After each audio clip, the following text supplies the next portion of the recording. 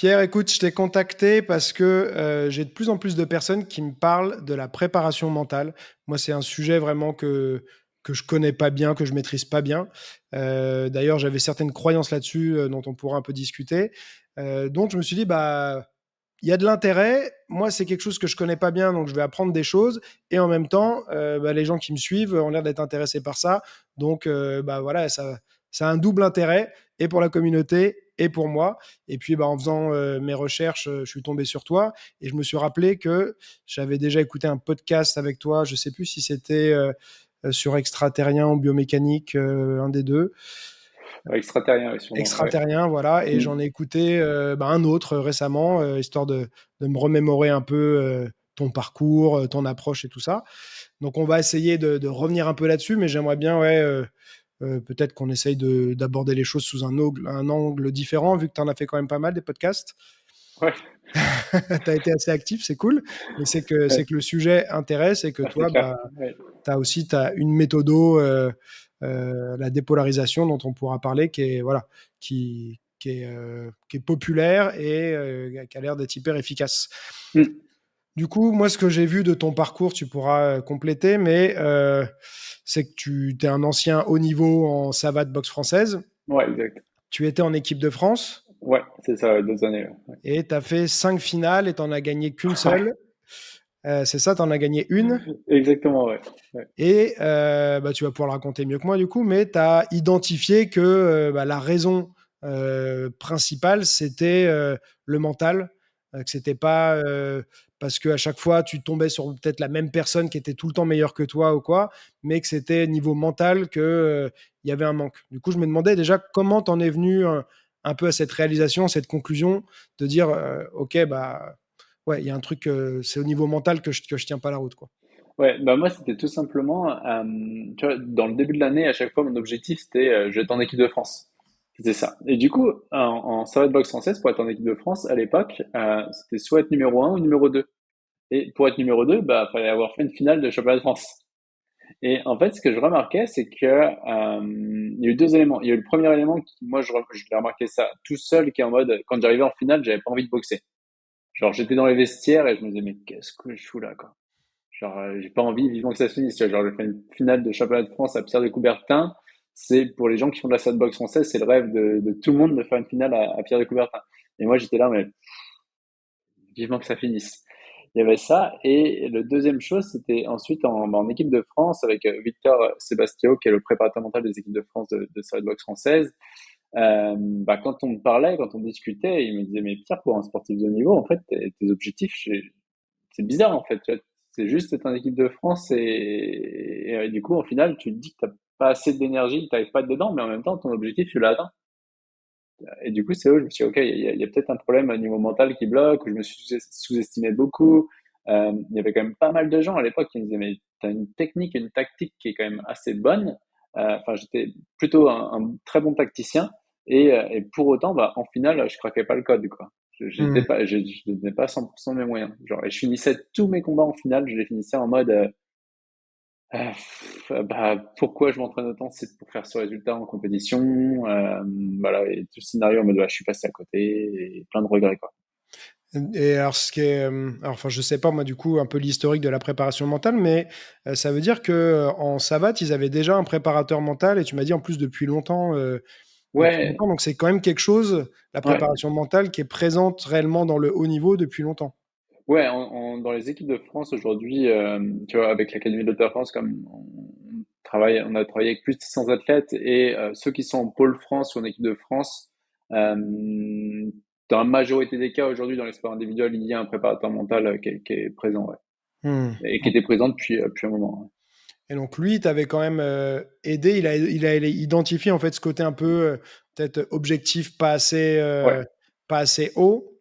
ouais, D'ailleurs, c'est vrai que c'est un peu marrant, ouais, parce que il y a pas mal de personnes qui pourraient se dire, bah tiens, mon objectif, c'est carrément d'être champion du monde. Donc, ouais, première étape, champion de France pour être dans l'équipe. Mais tu vois, juste se dire être dans l'équipe de France, c'est vrai que c'est marrant de pas se dire, ouais. je veux être champion de France. Comme ça, je suis dans l'équipe de France. Comme ça, je peux faire le championnat d'Europe. Comme ça, je peux faire le championnat du monde. Toi, ça s'arrêtait à je veux juste être dans l'équipe de France. Ouais, exactement. Et après, si on me demandait, mais pourquoi tu vises pas plus haut? eh bien là, clairement, j'avais un discours, le discours qu'ont les sportifs de haut niveau qu'on accompagne, qui sont sur les marches du podium, mais qui sont pas sur le podium, c'est mais je suis qui pour aller faire un championnat du monde en fait. Les Hmm. autres aussi ils s'entraînent plus que moi ou autant que moi. Donc là, il y a le syndrome d'imposteur qui Ouais. arrive à ce niveau-là, et avec tout ce qu'on fait aujourd'hui en dépolarisation, qui est avec une charge émotionnelle qui est polarisée sur l'arrogance, l'humilité. Hmm. Moi, à l'époque, j'étais perçu comme quelqu'un de humble dans le milieu sportif, mais du coup, cette humilité me bloquait à affirmer mes objectifs profondément, intrinsèquement. Ce que j'avais réellement envie, si je m'étais autorisé, c'était bah oui, si t'as pas de chance, si tu peux tout avouer, ce serait quoi? Bah, c'est être champion du monde. Mais ça, je m'autorisais pas. Je me disais, attends, mais je suis qui pour dire ça? Et Hmm. donc, qui crée le blocage principal, parce que du coup, le subconscient, euh, le corps ne valide pas l'objectif comme bon. Et du Ouais. coup, ne passe pas à l'action dans les moments où c'est important, quoi. Ouais, il y a vraiment un peu cette histoire de polarisation de ce que j'ai Ouais. compris, où d'un côté, c'est ton discours intérieur en fait qui va te bloquer, mais qui va te dire bah ouais, effectivement, qui va mettre des valeurs sur certaines choses, Ouais, l'humilité, l'arrogance, tu vois. ouais, Et encore des fois, c'est une perception. Je sais qu'il y a, moi, je suis beaucoup les combattants, et dans les combattants, souvent les plus connus, il y en a pas mal qui peuvent être parfois perçus comme arrogants, même s'il y en a mm, qui, on a toujours des contre-exemples, hein. Mais si tu veux, celui qui va être perçu par exemple comme arrogant, ça va être Conor McGregor, tu vois. ouais, Mais en fait, il a une telle conviction de sa réussite et de sa valeur. Et c'est ça qui a été son moteur, tu vois. ouais, Après, est-ce que c'est ce qu'il dit au monde? Est-ce qu'il y croit vraiment intérieurement? Après ce que toi tu dis, il faut y croire pour que ça se réalise quand même, ouais, donc, certainement. Mais tu as aussi l'exemple, si tu veux, de Georges Saint-Pierre, euh, mm, qui est mm, un mm, mm. combattant, voilà, qui est considéré aussi comme un des meilleurs de tous les temps en MMA, et qui lui est très, justement, très humble, Ouais, et qui a un passé de quelqu'un qui se faisait harceler un peu à l'école ouais, et tout ça, et qui donc veut surtout pas se retrouver dans la posture de, mm. tu vois, du bully, Mec quoi, harcelé. du Ouais, harceleur, du mec qui vient emmerder les autres. Donc, ouais, je pense qu'il y a, enfin, tu vas me dire ce que tu en penses, mais il y a peut-être des gens qui vont pas avoir besoin de ça, exactement. et d'autres que ça va réellement bloquer, quoi. Et c'est exactement ça. Tu vois, ma copine de l'époque, elle, dès le début de l'année, elle disait, bah, moi, mon objectif, c'est être championne du monde. Et elle y était pas, hein. Elle a mis 1 an, 2 ans, peut-être 3 ans avant le devenir. Mais en tout cas, dès le début de l'année, elle y croyait. Tu vois, Hmm. donc, elle avait pas besoin de ça, en fait, dans sa tête. C'était juste, bah, j'avoue mon objectif, c'est ça, et je suis pas arrogant, en fait. Et moi, quand j'ai regardé dire ça à l'époque, je me disais, mais attends, mais c'est qui pour dire ça? Elle a quand même pas tant d'expérience que ça et tout. Et finalement, elle l'a fait 1 fois, 2 fois, peut-être 3 fois, je sais plus. Mais elle l'a fait plusieurs fois. Mais du coup, dans sa tête, elle y était longtemps avant de le devenir. Et je pense quand on voit des gens comme McGregor et tout, bah, je pense, enfin, en plus, les résultats démontrent qu'ils le sont, c'est qu'eux, ils y croient tellement que c'est normal pour eux de dire je suis meilleur, etc. Et en fait, tellement ils disent, tellement ils croient, bah, ils le deviennent. Hmm. Et après, bah, à côté, il n'y a pas que le mental. C'est que les mecs qui s'entraînent aussi, quoi. C'est pas le gars qui dit, oh, je vais être champion du monde. Bah, tu t'entraînes combien de fois par semaine? Tu t'entraînes combien de fois par semaine? Bah, 1 fois, ok. Bon. Ouais, bah alors ça, c'est vrai, c'est un truc, c'est un sujet aussi sur lequel c'est pas toujours évident en tant que coach, mais tous les coachs ont eu des élèves qui arrivent, qui n'ont jamais rien fait, qui n'ont pas commencé à s'entraîner, qui veulent Ouais, déjà faire de la compète, qui disent qu'ils ouais, vont être champions et tout. Alors, tu as les exemples, tu as les histoires à la Francis Ngannou, ouais. où ça s'est réalisé, mais quand même, la majorité du temps, la bonne réponse, c'est de dire, attends, calme-toi, commence déjà par t'entraîner, vérifie que c'est un truc qui te plaît, Ouais, dans lequel tu es prêt à investir beaucoup de temps, d'énergie et de souffrance. c'est Et clair. après, tu verras peut-être si voilà, il C'est y a un clair. potentiel et une vraie envie, quoi. C'est clair. Ouais, ouais, et encore une fois, c'est un paradoxe. Il y a des gens qui vont y aller, qui vont y croire et qui, c'est pas un fantasme. C'est-à-dire quand le prix à payer, nous, ce qu'on appelle le prix à payer va être là, c'est-à-dire le prix à payer en termes, comme tu l'as dit, de temps, de pensée, d'énergie, de souffrance va être présent, mais ils vont l'accepter, ils vont l'aimer, ils vont transcender et du coup, ils vont aller à haut niveau. Et il y en a d'autres qui vont se dire, bah, finalement, j'ai pris 2, 3 droites. C'est pas mon sport. Les fractionnés sur piste, c'est pas trop mon truc et je vais faire autre chose. Ouais, c'est pas C'est grave. ça. Mais du coup, il y a une sélection naturelle qui s'installe après, quoi. Et est-ce que tu crois justement que il y a des choses qu'on pourrait faire parce que, alors, tous les sports ont leurs enjeux et tout, mais c'est vrai que les sports de combat, justement, c'est cool que toi, tu en aies pratiqué. Il y a quand même cette petite chose différente des autres où tu risques un peu plus parfois sur ton intégrité physique. Alors bien sûr, si C'est tu vas clair. faire du Ouais. rugby, tout ça, tu peux prendre cher aussi. Mm. Mais Mm. ouais, là, il y a un truc souvent en plus et que parfois les gens vont avoir du mal à gérer ou alors bah, ils pensaient qu'ils allaient gérer. Moi, ce que tu disais, j'ai rencontré plusieurs fois aussi des élèves où je leur disais attends de faire des sparring parce que souvent, il y a deux réactions. Il y a tu te prends un coup, tu as envie d'en remettre un plus fort. Et Ouais. ça, il faut apprendre aussi à le dominer parce que c'est Ouais. enfin, c'est bien et en même temps, ça peut être un problème. Et il y a bah, j'ai pris un coup et tu tournes le dos et tu as envie de te barrer. Mais et tu vois, on en voit vraiment qui se tournent Ouais. et voilà. Donc, déjà, essaie de découvrir à quel camp t'appartiens et peut-être qu'après, ça va dicter la suite, tu vois.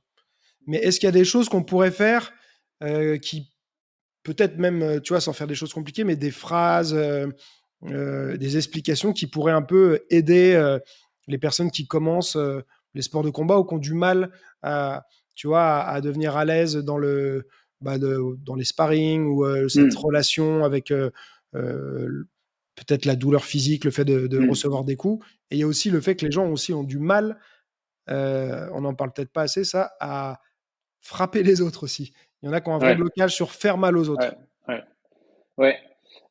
Ouais, et puis alors, quand j'entends, il y a le blocage sur faire du mal aux autres, et moi j'entends deux choses, j'entends en entraînement et j'entends en compétition. Ouais, je sais qu'en entraînement avec les loisirs par exemple, ou des gens qui faisaient pas la compétition au niveau, je faisais tout le temps, enfin je faisais très souvent attention quand même à pas leur faire mal, parce que je me disais ok ils sont cool, ils viennent déjà sur le ring pour m'aider à progresser, donc je sais pas les abîmer. Et après, en compétition, moi, j'ai pas eu de blocage sur. Enfin, j'y pensais pas faire de mal. Après, j'étais dans les règles, mais j'avais pas de blocage de faire mal à l'autre. J'y pensais. En fait, après, en boxe, moi, je crois que j'ai jamais ressenti d'animosité envers l'autre. Je pense que j'ai Hmm. jamais eu ça. Et je pense que l'autre était plus un miroir pour moi à me dépasser. Et même si quand on tape, enfin, moi, quand je tapais, je cherchais quand même à faire mal. Il n'y avait aucune violence derrière. Oui. Je pense que c'est des choses où des fois, les gens viennent voir des combats de boxe, disent ouais, c'est violent. Et moi, je trouve que justement, en boxe, vu que tout est cadré, il y a peu de violence finalement en boxe.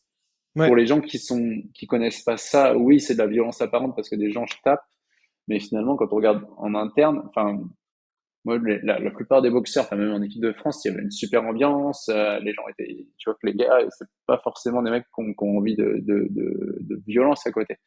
Donc, il y avait ce point. Et après, sur les gens, ouais, qui rentrent sur le ring et tout, enfin, qui rentrent en entraînement. Alors moi, c'est vrai que je suis pas entraîneur et j'ai affaire qu'à des compétiteurs, donc c'est un peu différent. Mais les deux choses, c'est vraiment, je pense, faire comprendre aux gens, et ça, je crois que dans les sports de combat, en plus, c'est pas le plus facile, mais faire comprendre aux gens que les choses, c'est sur du long terme. Alors, c'est pas en 3 mois que tu vas être champion du monde, je pense. Et je pense que c'est ça, c'est voir les choses sur du long terme, une progression sur du long terme. Et, euh, et après, nous, on revient souvent à l'Académie de haute performance sur l'important n'est pas ce que je fais, mais qui je suis en train de devenir. C'est derrière les coups que je prends, qui est-ce que je suis en train de devenir là-dessus? Et ok, mon gars, t'as envie d'être qui à long terme? Bah, j'ai envie d'être, je sais pas, champion du monde ou juste compétiteur, en fait. Ok, bah, ce compétiteur-là, l'identité de ce compétiteur-là, lui, qu'est-ce qu'il ferait maintenant, en fait? Est-ce qu'il tournerait le dos? Est-ce qu'il se reposerait? Est-ce qu'il retournerait? Et il n'y a pas de bonne ou mauvaise réponse, mais c'est juste par rapport à cette identité, qui ai-je envie de devenir maintenant? Hmm. Ouais, ça, la notion d'identité, c'est un truc que je trouve hyper intéressant, justement de se dire, bah, peut-être faire le switch, de se dire, OK, je veux devenir pratiquant Mm. de boxe, de peu importe et tout. Ouais, Qu'est-ce que ferait un ouais, pratiquant de boxe, tu vois? Mais ouais, c'était juste de me demander un peu, alors c'est un truc sur lequel tu n'as peut-être pas réfléchi, donc tu n'as peut-être pas de réponse, tu vois, mais d'où ça vient? Alors, le côté avoir peur de prendre des coups, ça je peux comprendre, c'est un truc, voilà, la peur d'avoir mal et tout, ok. Mais moi, c'est souvent que j'ai rencontré des gens, et je te parle même pas parfois de sparring, mais même en exercice, tu vois, en travail coopératif à deux et tout. J'ai quand même eu plusieurs fois des élèves qui me disent bah, j'ai peur de lui faire mal, voilà, ouais, qui ont du mal à s'exprimer. Alors, l'ambiance est hyper cool, les gens ouais, rigolent et tout, tu vois. mais il y a un peu un blocage, tu vois, sur ça qui peut, en fonction des personnes, mettre plus ou moins longtemps à se dissiper, quoi. Ouais, là-dessus, j'ai clairement pas la réponse pour comment faire en sparring. Enfin, du moins en entraînement. Par contre, je pense que c'est aller voir sur les associations qu'il y a eu étant plus jeune, sur le fait de faire mal à l'autre, c'est passer pour quelqu'un de méchant, de violent, il doit y avoir des, comme c'est ça, il y a sûrement des, comment dire, sûrement des associations au niveau du subconscient de, bah, c'est mal de faire mal à l'autre, Hmm. et c'est mal d'être violent, etc. Et du coup, c'est arrivé à montrer que, bah, enfin, nous, c'est quelque chose qu'on explique qui est, enfin, moi, ce que je disais en boxe, je pense que, je me rappelle ça, ouais, à qui j'ai dit ça à l'époque quand je faisais le coin d'ailleurs, euh, où je montrais tous les inconvénients pour l'autre si tu le laisses finir le combat et tous les bénéfices pour l'autre si tu le couches avant la fin du combat en fait. Hmm. Et je lui disais, le gars c'est un compétiteur, il va faire un sport de combat. Euh, Quand t'es en combat, t'es pas dans du light, t'es en combat, donc c'est-à-dire que tu gagnes par KO, donc l'autre il peut plus combattre. Et bien pour ça, enfin moi je sais que j'avais plus, j'aurais eu plus de douleur psychologique si un de mes adversaires me laissait terminer le combat que plutôt qu'un un gars qui disait bah non, je te prends au sérieux et, et, et s'il faut te coucher, bah je te couche quoi. Tu vois, Ouais. et je pense que c'est sortir de ça et dire bah c'est entre guillemets honorer l'autre que de le cogner quoi. Hmm. Dans ce cadre-là, bien sûr. Ouais, ouais. Donc ouais, c'est un peu la méthode, c'est déjà c'est de peser un peu le pour et le contre, Ouais, de qu'est-ce qui va se passer, et c'est aussi d'essayer de comprendre pourquoi tu as cette vision-là, enfin, cette vision de ça comme étant quelque chose de négatif. ouais, ouais. euh, Tu vois. Après, alors les gens vont dire, bah oui, mais on nous a appris que taper sur les gens, c'était pas bien. Bah, voilà, c'est Mais ça. Ouais, là, on est dans un cadre où l'autre est d'accord. ouais, euh, et, euh, et en même temps, enfin, c'est vrai que tu vois, après, ça va être la définition de ce que c'est que la violence, mais tu peux être dans les sports de combat. Alors, pour ceux qui pratiquent pas, ça paraîtra peut-être étrange, mais tu peux vouloir faire mal à quelqu'un dans le sens où bah, tu essayes de toucher de manière efficace et tout, c'est ça, mais ça ne veut exactement. pas dire que tu es dans. Enfin, c'est contrôlé. C'est-à-dire que si on te dit stop, bah, tu stops instantanément. C'est pas un excès de rage Ouais, et tu perds pas le contrôle. Donc, c'est ça. Est-ce que la violence, c'est lié à la perte du contrôle ou pas? La réelle violence, tu vois? Mais ouais, peut-être faut travailler sur la définition de ce que c'est la violence, tu vois? c'est ça, ouais. Et puis, et voir au niveau de l'intégrité. Et je sais que moi, en boxe, quand je faisais mal à l'autre, bah, j'étais pas content d'avoir fait mal à l'autre. J'étais content parce que j'avais bien placé Ouais. un coup que j'avais mis des heures à répéter. Et tu vois, genre, quand le gars, tu mets une pointe, en boxe française, pour ceux qui connaissent pas, on est en chaussure. Bah, quand tu mets ta pointe de pied dans le plexus ou dans le foie et tu sens l'autre, et là, tu te dis, ouais, celle-là, Mmh. fallait la placer, quoi. T'es plus content. Ouais. Et la douleur de l'autre, et ça, on le voit, combien de fois on le voit sur des combats de boxe où je vois le mec, il met son adversaire KO, et le gars, il tombe, il se fait compter il se fait compter, s'il se fait compter à 10 tu vois directement, une fois qu'il a vu qu'il avait gagné, les gens, souvent, ils vont voir l'autre, ok, ça va, et je sais pas fait mal, bah, un peu quand même, mais tu vois, enfin, on voit qu'il y a souvent au moment où l'autre a validé que son coup était bon et qu'il a gagné, bah, directement la notion de vouloir faire mal à l'autre disparaît, en fait. Et Ouais.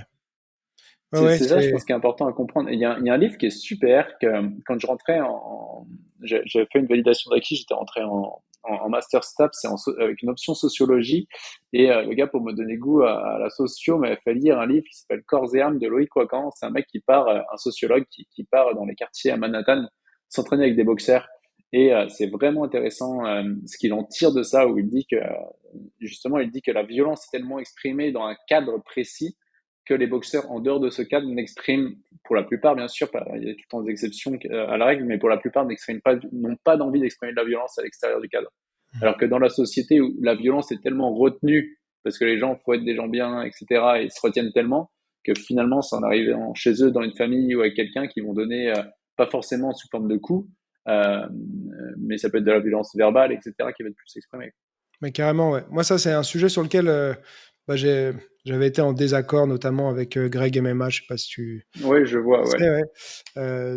Parce que pour moi, justement, alors quand j'étais jeune, je répondais beaucoup aux provocations dans la Hmm. rue, je m'énervais très vite et tout. Pourtant, je pratiquais déjà depuis longtemps, mais j'avais pas, il y avait ça qui prenait le dessus, tu vois. Et je trouve que, bon, ça m'avait quand même aidé à me calmer, tu vois, vachement. Ouais, Parce que, bah oui, t'exprimes quelque part ta violence, tu arrives à l'exprimer physiquement de manière contrôlée, mais dans un cadre contrôlé et tout. Mais du coup, ça sort quand même, tu vois, tu la gardes ouais, pas à l'intérieur. Mais derrière, tu vois, je trouve que c'est bah, plus dur mentalement de ne pas répondre à une provocation que d'y répondre, tu vois. ouais, Même si le ouais, ouais, c'est résultat, clair, c'est parce clair. que les gens ils vont dire oui, mais bon, si tu lui casses la gueule parce qu'il t'a insulté ou il a insulté ta mère ou je ne sais quoi, bah t'es un vrai bonhomme ou je sais pas quoi. Enfin, ils vont valoriser, tu Ouais, vois, le côté un ouais, peu, ouais, c'est clair. voilà, il t'a embêté, bah il le regrette, tu vois. Mais ça peut être la facilité, surtout. Alors ça veut dire que tu arrives à surmonter ta peur d'aller te battre avec quelqu'un dans la rue, dans un cadre où Hmm. bah, il n'y a personne pour te sauver et tout. Donc ça, ok, tu peux valoriser cette forme de courage-là, mais si on peut appeler ça un courage. Mais derrière, bah, en fait, tu cèdes à tes pulsions et, et en plus, tu donnes à l'autre ce qu'il voulait, c'est-à-dire qu'il t'a provoqué, tu as répondu à sa C'est clair, provocation. Quoi. c'est clair. Ouais. Donc, bon, voilà, c'est une petite aparté, mais qui m'a fait penser à ça. Le fait d'extérioriser sa violence, souvent, ça peut apaiser. Et bien sûr qu'on a des contre-exemples comme Mike Tyson, mais la plupart du temps, la majorité des combattants, au contraire, ils sont assez zen et c'est pas les premiers à aller se battre dans la rue, quoi. Ouais, c'est clair. Ouais. Et alors, toi, qu'est-ce qui t'a poussé enfin, c'est quoi la suite, du coup? Déjà, c'était quoi la différence entre la fois où tu as gagné et les 4 fois où tu as perdu? La fois où j'ai gagné, c'était la seule fois où j'ai fait d'ailleurs, c'était un championnat de France universitaire. Donc, chez le championnat de France universitaire, moi je venais de fédéral et une des années, j'arrivais justement, je reprenais mon master et en fait je vois que je peux faire de la boxe et je dis oh, de la boxe universitaire, ouais, pourquoi pas, je fais ça et du coup je fais le championnat et, euh, et là c'est intéressant la posture au niveau identitaire, c'est-à-dire que j'arrive en mode, bah attends, mec, je suis en équipe de France de boxe, c'est hors de question que je perde en universitaire. Et du coup, la posture arrogante, là, à ce niveau-là, Hmm. je l'avais. Et du coup, j'avais pas regardé les noms et tout, et en fait, j'avais vu il y avait des jeunes que j'avais, enfin des jeunes que j'avais sortis, parce que du coup, en universitaire, c'est en technique, c'est pas en combat, donc il n'y a pas le droit de taper fort. Pour ceux qui connaissent pas, donc le combat, c'est vraiment on tape fort, on cherche l'efficacité, la technique, c'est on va plutôt chercher les touches. Et du coup, je fais le championnat de France universitaire et je sors deux gars vraiment qui étaient bien classés niveau fédéral. Et même mon entraîneur m'a dit, ah, tu les as sortis en assaut, ouais, parce que moi, je suis pas un gars d'assaut, quoi, je suis un gars de combat. Et du coup, je suis bah ouais, en fait, il me dit, ah, mais ils sont quand même pas mal. En fait, je m'étais rendu compte que bah là, l'identité de en mode je gagne, là, je l'avais. J'avais Hmm. pas la même assurance que en fédéral. Où en fédéral, je me disais, bah attends, les mecs, ils s'entraînent quand même, on est des élites, on s'entraîne tous les jours, etc. Et tu vois, tu emploies donc quand même le terme arrogant. C'est-à-dire que le terme arrogant, ça a une connotation négative pour pas mal de personnes. Ouais, Euh, Est-ce que donc faut se dire bah, c'est ok d'être arrogant ou est-ce qu'il faut essayer de redéfinir ce sentiment qu'on a, de se dire je crois, enfin peut-être transformer ça en croyance en soi, tu vas dire je ouais. suis pas arrogant de dire que je vais les battre, mais juste je crois en ma capacité de le faire, tu vois. Ouais, exactement. En fait, c'est ça que j'emploie le mot arrogance et du coup qui va avec le concept humilité. Ouais.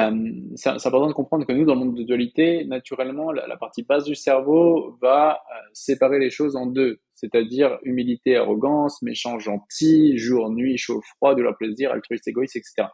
Donc, pour se distinguer, pour se différencier de son milieu, eh bien, on va dire, ah bah ça c'est arrogant. Autrement dit, moi je suis plus humble que lui.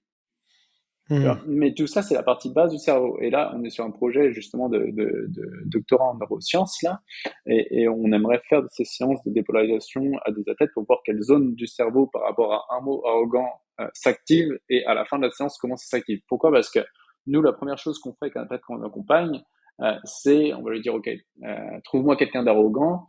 Ah bah lui, mon concurrent, il est arrogant, ok, comme par hasard. Ok, et là maintenant, on va regarder factuellement, quand tu le perçois arrogant, qu'est-ce qu'il fait en termes de faits? arrogant est un jugement, mais maintenant on va aller voir le fait. Factuellement, bah, il dit qu'il va gagner, même s'il ne connaît pas les résultats des autres, les résultats.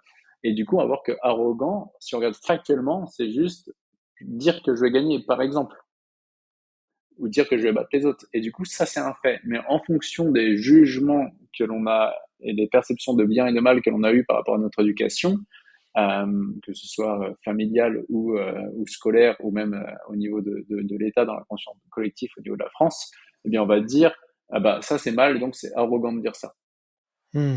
Et du coup, on crée ce concept-là.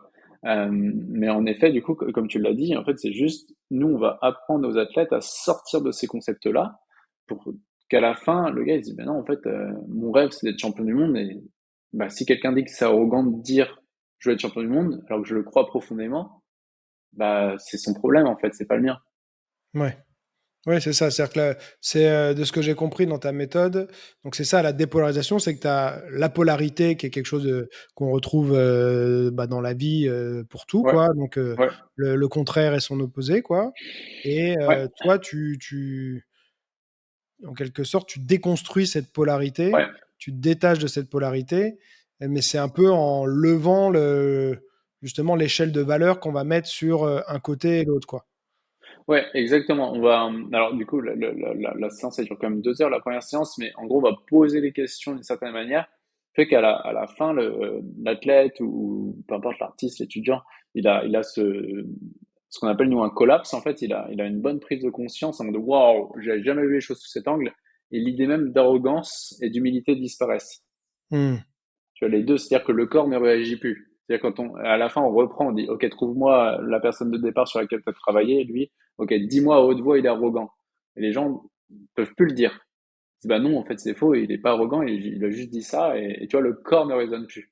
Et ce qui fait que, vu que le corps ne résonne plus, eh bien, tu vois, tant que l'on condamne quelque chose chez l'autre, on s'empêche de nous l'exprimer. Oui. Tu vois, par exemple, si là j'ai une athlète en tête en jet ski qui a fait championne du monde, pareil, elle était polarisée bah, comme 80% des athlètes qu'on accompagne sur l'arrogance. C'était la première qu'elle percevait arrogante. Bah, du coup, tant qu'elle dit ouais, mais la première elle est arrogante, eh bien, elle est en train d'envoyer à son corps, elle est en train de dire je n'ai pas envie d'être comme ça. Donc le corps, quand il va passer à l'action, au dernier moment, flac, il va se saboter, il va faire un truc qui fait qu'il va jamais ressembler à l'autre personne. Et quand on fait une dépolarisation et que l'autre, l'athlète voit que bah, finalement l'autre il est pas arrogant, il dit juste ses objectifs, on enlève la charge de mal qui crée la séparation. Du coup, l'athlète s'en fiche de ressembler à l'autre, et là automatiquement le corps valide l'objectif comme vrai, et bizarrement du jour au lendemain le gars il a plus de blocage. Hmm.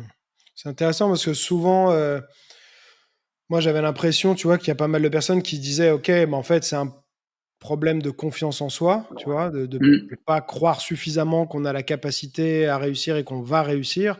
Donc les gens avaient tendance à faire des exercices de renforcement, tu vois, de confiance en soi. Ouais.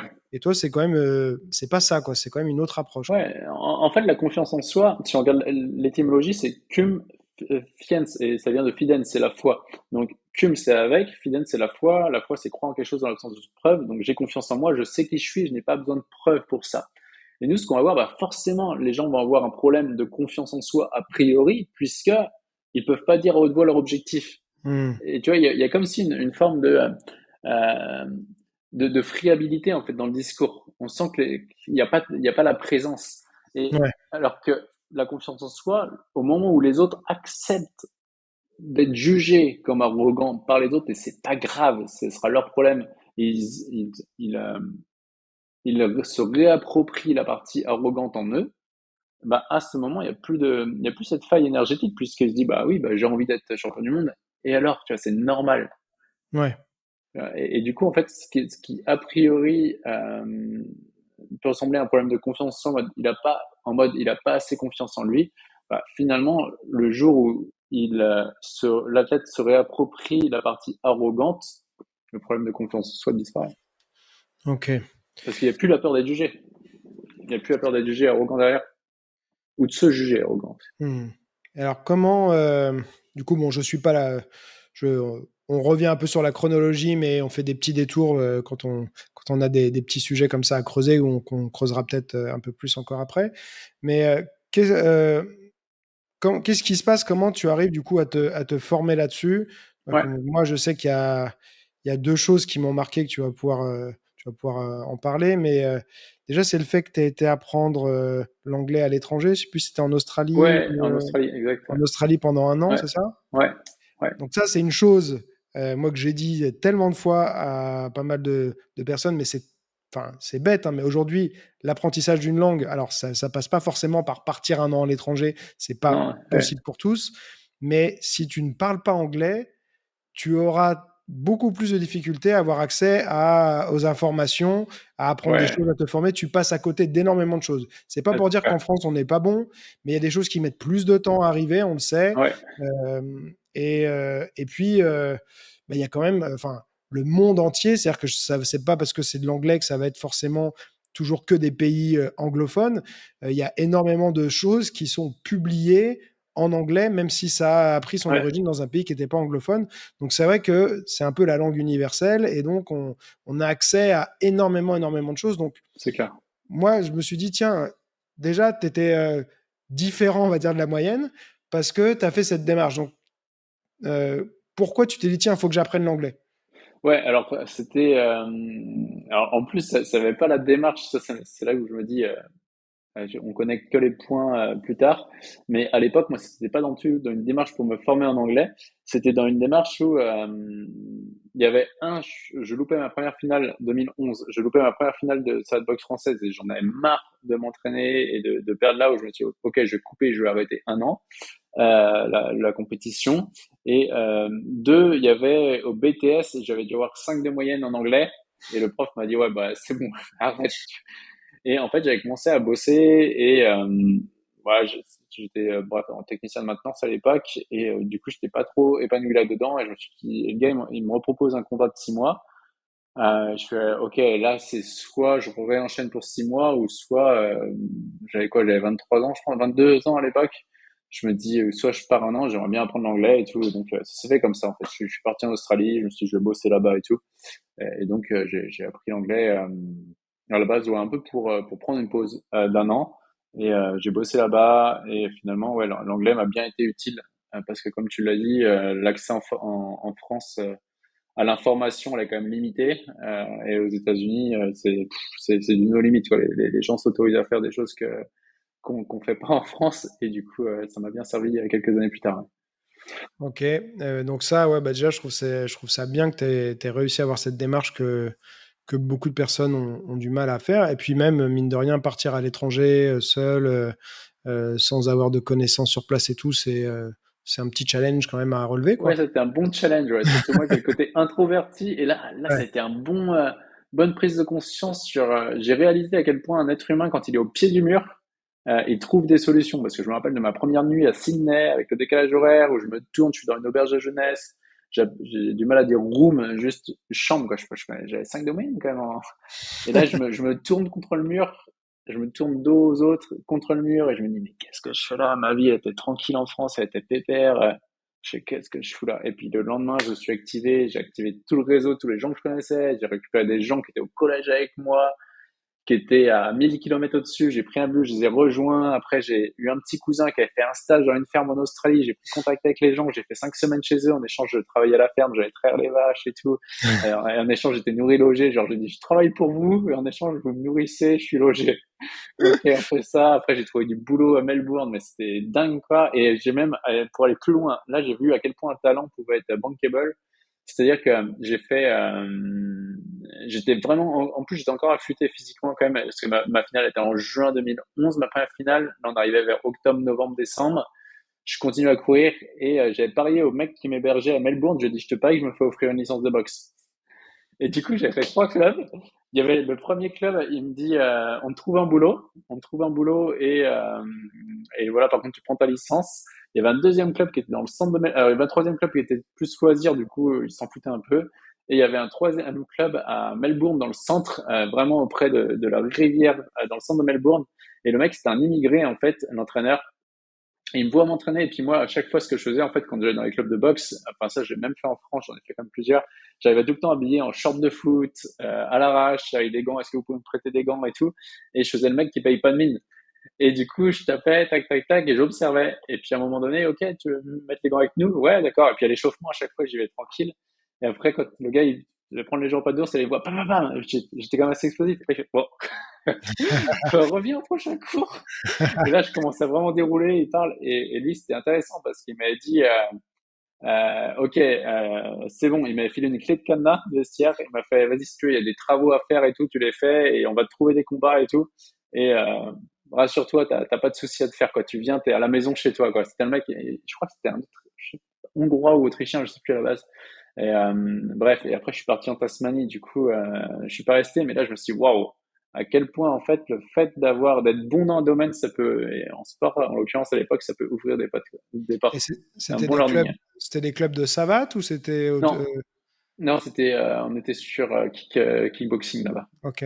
Ce que je me Kickboxing, dis, tu aurais pu aussi essayer de faire valoriser, essayer de ouais. trouver des clubs de savate et dire bah je suis français, Ouais, la savate c'est français, je suis compétiteur. Est-ce que voilà vous avez envie d'avoir quelqu'un peut-être, enfin tu vois, peut-être te positionner en tant que coach ou ouais, tu c'est vois, clair. Ouais, c'est un truc. dans le nord j'avais vu un club, mais c'était trop loin parce que l'Australie c'est comme l'Europe. Hmm. Mais ouais, il y avait un club de ça, mais c'est clair. Et du coup, après, alors ça m'a ouvert des portes parce qu'après j'ai filé au bout de 8 mois, je pense, ça commençait à me manquer la boxe. Du coup, j'ai commencé à recourir et tout. Et c'est là où je suis allé en Thaïlande. Je suis allé en Thaïlande et le fait que je parlais anglais, du coup, en 8 mois, j'avais bien appris l'anglais plus qu'en 20 ans en France. Euh, Comme quoi, le terrain, quand t'as pas Ah le bah choix, oui. t'apprends. Et en fait, là-bas, je me suis entendu avec les Thaïs et tout, et c'était plutôt cool. Et du coup, ouais, j'ai fait un combat en Thaïlande au Lumpini, je crois, en mai 2012, je crois. Donc c'était plutôt cool. Ouais. Et alors ça, là, C'était parce quoi que expérience? pour ceux qui connaissent, mais alors le meilleur exemple, moi je trouve que ça peut être, c'est un mélange détonnant, mais on a Anissa Meksen qui est, Ouais, Anissa, ouais. Ouais, elle voilà, était dans ce camp-là, d'ailleurs, ouais, ouais, chez Adamosa, bah, ouais. elle, elle a fait, voilà, elle a réussi à faire la transition de la savate au Muay Thai Ouais, de manière parfaite et ça donne un mélange vraiment explosif parce que ouais. elle a gardé la mobilité, les Là, ça va. décalages et tout ça de Ouais, la savate, mais en intégrant les techniques de Muay ouais. Thai, même la manière de kicker des tailles et tout. Et du coup, enfin, je pense que c'est vraiment une des meilleures mondiales. Et c'est niveau technique qu'on voit assez rarement, hommes et Ouais, femmes c'est clair. confondus. Anissa, ouais. Mais pour beaucoup de personnes, même s'il y a quand même eu des exemples de grands combattants de savate qui ont réussi à exceller en kick et en taille, mais c'est quand même compliqué, tu vois, de passer de l'un à l'autre parce que les règles sont quand même assez différentes. Il y a plein de choses interdites en savate qui vont Ouais, faire que tu as des habitudes qui sont un peu difficiles peut-être à gommer pour faire de la taille. Donc toi, tu as quand ouais. même réussi à faire un combat. Parce Ouais, que moi, je sais que par exemple, en Thaïlande, les coachs, ils veulent pas que tu sautes, ils disent non, non, non, marche, machin et tout. Et toi, tu ouais. devais être bah, comme un mec de la savate, quoi. Donc, ils ont Ah dû ouais. te Ah ouais, demander moi de te c'était calmer dur un peu, à... quoi. Ouais, bah surtout, alors ce qui était cool, c'est que ma condition physique était quand même moins bonne qu'un an avant, donc j'avais pas eu le choix de poser mes appuis parce que je tenais pas 3 minutes à sautiller, je tenais pas. Donc j'ai pas eu le choix que de poser les appuis. Et par contre, j'ai appris la douleur du. Moi, j'avais combattu un japonais, Nakamura, mais il m'a défoncé la jambe avant. Et c'était assez intéressant. Ouais, les parades tibiales que j'avais pas l'habitude, moi je me décalais. Des, les tailles étaient un peu surpris de les chasser, que je mettais les chasser vraiment en mode psychic, mais Ouais. en bas, quoi, qui est le chassé qui est vraiment connu en boxe française. Et là-bas, en Thaïlande, ils me regardaient, c'est quoi ce truc? Et non, c'était cool, c'était une super expérience. Et le clinch aussi, ça a dû être un peu une découverte. Ça, Ouais. c'était une sacrée découverte. Quand tu mets un middle au gars et qu'il te chope la jambe, tu fais là, je suis dans la merde. Ouais. Du coup, ça, c'était intéressant, ça. Ouais. Ça, j'avais passé toute la journée, parce que c'était fait un peu au dernier moment mon combat, et du coup, j'avais passé la journée à regarder des vidéos de Senchai à l'époque.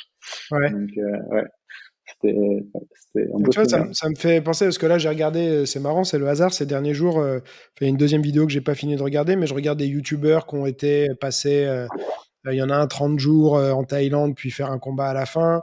L'autre, je crois que c'est qu'en 4 jours. Et, euh, et Ouais. moi, je trouve que la manière de préparer, de s'entraîner, je la trouve mauvaise. Ah, Moi. en Thaïlande, Ouais. c'est Enfin, clair. la manière, en tout cas, dont eux, ils se sont préparés. Enfin, Ouais, il y en a un là, c'est sur les 30 jours. J'ai même plus son nom, il faudrait que je retrouve, comme ça les gens pourront regarder, mais grosso modo, ils sont partis à deux et à chaque entraînement, ils se blessent, quoi. Et ouais, pendant un mois, quoi. Mais ils s'entraînent 2 fois par jour et 2 fois par jour, ils se font mal quelque part, tu vois. ouais, c'est chaud. Ouais, Donc moi, je trouve ça vraiment, vraiment pas terrible comme approche, tu vois. Mais c'est un truc qui séduit les gens. Hmm. Euh, ouais, tout ça pour dire que bon, ça fait rêver un peu, mais oui, peut-être que le niveau est très bon ou l'expérience là-bas parce qu'ils ont beaucoup de combats et tout, mais parfois la manière de s'entraîner, soit c'est qu'elle n'est Ouais, pas adaptée à nous, ouais, soit c'est qu'elle n'est pas très réfléchie parce que ouais, ils vont faire des entraînements comme eux font, mais eux, ils ont commencé souvent petits, donc le corps est exactement. habitué. Et là, tu arrives, tu as quelqu'un qui a jamais fait, et tu lui fais la même charge de travail et tout ça. Enfin, je voyais le premier jour, il s'est déjà fait une contracture au mollet. Enfin, Ouais, moi, c'est je trouve clair. que ça n'a pas de sens, quoi. Moi, ce que j'ai trouvé dommage en Thaïlande, c'est, tu vois, moi en boxe française, j'étais beaucoup sur la préparation physique, mais vraiment en mode PPG, la préparation et la préparation spécifique. Et là, en fait, tu vois que c'est tout le temps les mêmes routines. Tous les jours, tu vas faire ton footing, tu vas faire tes exercices au sac, tu vas faire tes sparring. Et je voyais pas. Alors peut-être que dans d'autres camps, moi j'en ai fait deux, mais peut-être que dans d'autres camps c'est différent. Mais là, je voyais pas de progressivité avant le combat. Hmm. Et du coup, ça m'a interpellé. Et pour moi, très rapidement, euh, je me suis dit, je suis sûr qu'on peut s'entraîner moins et s'entraîner mieux que ça. Alors, en plus, Oui, sachant que en Thaïlande, quand même, il y a beaucoup de compétiteurs qui, chez les Thaïs, à 26-27 ans, ont fini leur carrière, alors que chez ouais, nous, à 26-27 ans, tu commences juste ouais. à exploser. Et vu que eux, le combat est autorisé dès 9 ou 10 ans, peut-être, 9 ans, Ouais, je crois, alors que nous, le combat il est autorisé à 18 ans, en boxe anglaise, ouais, 16 ans. Je sais pas si c'est différent ouais. maintenant, mais Ouais, mais nous, souvent, ton pic un peu, ouais, c'est 27 vers ans. la Ouais, trentaine, entre ouais. 27 et 32, on va dire, tu vois. Et dans pas mal de sports de combat et tout ça, on voit Mm. que souvent, c'est plutôt ouais, vers la trentaine, tu vois, un peu Ouais, avant, un peu après, que les gens ils atteignent leur plein potentiel, tu vois. Juste pour ceux qui veulent regarder. Et les vidéos sont très bien, hein. Je dis pas ça pour critiquer les vidéos, parce que moi, je les trouve vraiment très bien et les gars sont bien et tout. C'est plus ce qu'on leur a fait faire que je trouve moins bien. Il y en a un, c'est Ulysse Lubin, c'est 30 jours pour devenir combattant de Muay Thai. Et l'autre, c'est Jill C, 4 jours avec des boxeurs thaïlandais. Donc ouais, c'est des vidéos assez longues et tout. Il y a des choses intéressantes et tout ça, puis c'est hyper bien fait, storytelling et tout, donc tu rentres vite dans le truc. Mais moi, en tant que coach, je vois ce qu'ils leur font faire. Non, enfin moi en tout cas, et ça m'a donné envie, tu vois, même de me dire, tiens, est-ce que je proposerais pas des mini-camps comme ça pour les gens qui Mm. veulent faire, tu vois, s'entraîner de manière un peu intensive pendant ouais, 4 5 jours, même pas, tu vois, un mois, mais faire ça de manière intelligente, tu vois. Parce que là, je trouve que c'est vraiment pas fait de manière intelligente, quoi. Mais bon, après, les C'est mecs ont eu différent, des ouais. C'est résultats, une hein, les culture. Ouais, boxeurs thaïlandais, donc on va me dire que, ouais, c'est clair. justement, que peut-être que je suis arrogant, j'en sais rien. Mais moi, vraiment, mon avis là-dessus, c'est que, ouais, c'est qu'on peut faire beaucoup mieux que ça pour l'intégrité des Ouais, c'est clair. personnes. C'est clair. Voilà.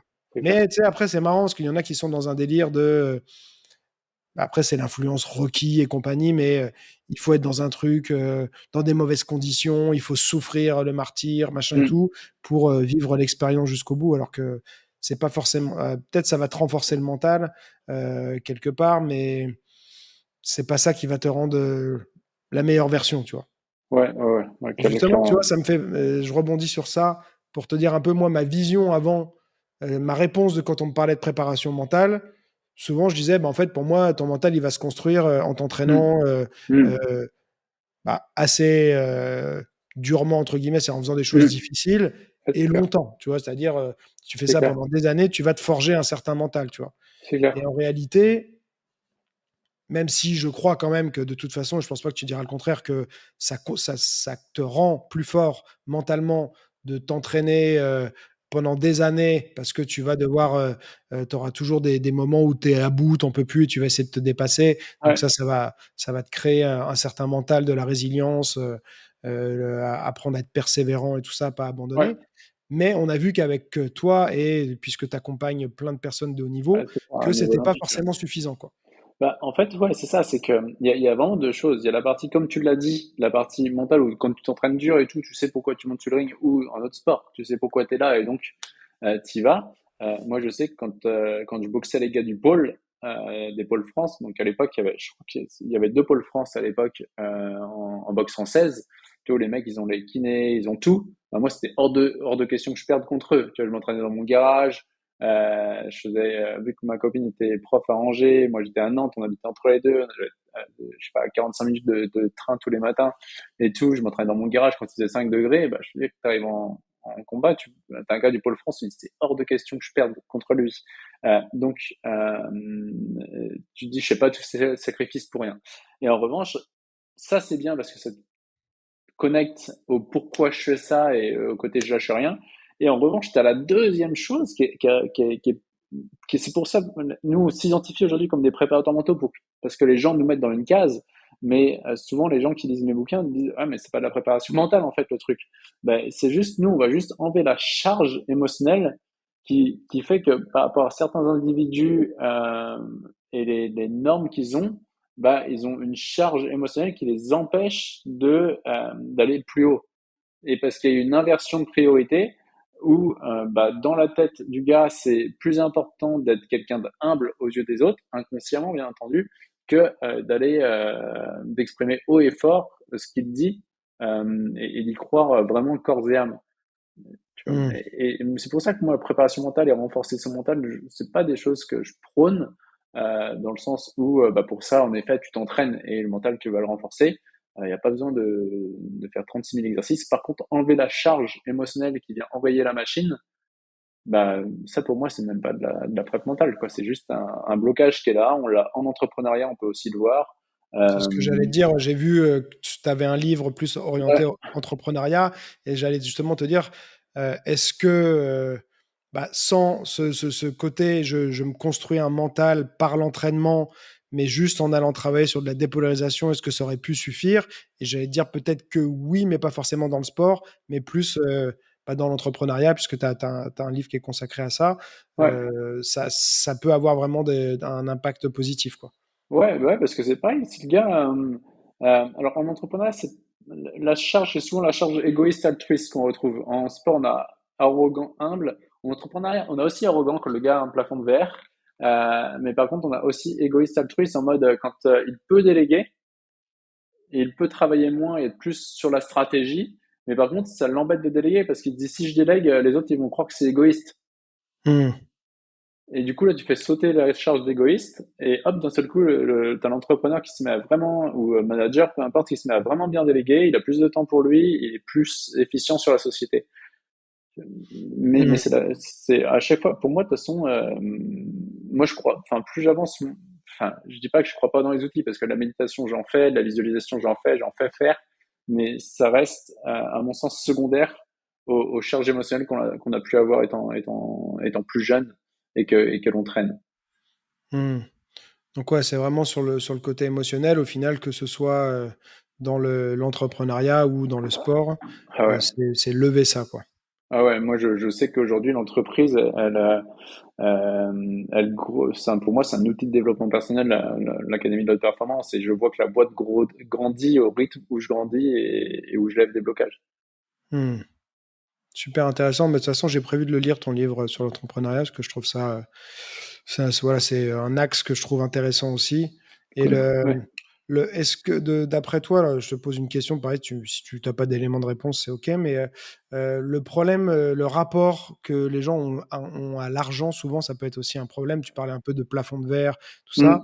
Mm. Est-ce que tu sais un peu d'où ça peut venir? Parce qu'il y a pas mal de personnes qui vont, peut-être justement s'empêcher de réussir parce Ouais, que, ils vont avoir une image négative de quelqu'un qui est riche, tu vois? ouais, ouais, ouais, Les clairement, riches, c'est clairement. ça, ils font ci, ils font ça. Ouais. Et donc est-ce qu'on peut, travailler la dépolarisation aussi sur cette Ouais, idée-là, donc riche-pauvre, ouais. lever la charge mentale. Ouais, clairement. Et ça, moi, j'ai dû le faire. Tu vois, moi, je viens d'un milieu ouvrier où j'ai connu ma mère faire 3-8, mon père faire travailler du matin, donc 5h-13h, voire des fois plus tôt. Euh, ou une culture de travailler dur pour gagner de l'argent. Hmm. Et donc, tu as le truc en mode. Moi, j'ai eu deux polarités. J'ai eu deux angles forts à travailler. J'ai eu le premier angle quand je suis dans ma zone de talent et je fais ce que j'aime, je me disais, mais je peux pas être payé pour ça, j'aime faire ça. Ouais. Tu vois, genre, pourquoi je serais payé? Du coup, la charge de faut souffrir pour avoir de l'argent. Donc ça, c'était la première charge à faire sauter. Ensuite, la deuxième charge que j'ai eue, moi, c'était plus me faire rémunérer pour aider les gens. Et du coup, ce qui est intéressant, c'est que on va voir que quand on aide les gens, eh bien, on va associer ça, surtout en France, vu qu'on a un milieu associatif qui est très fort.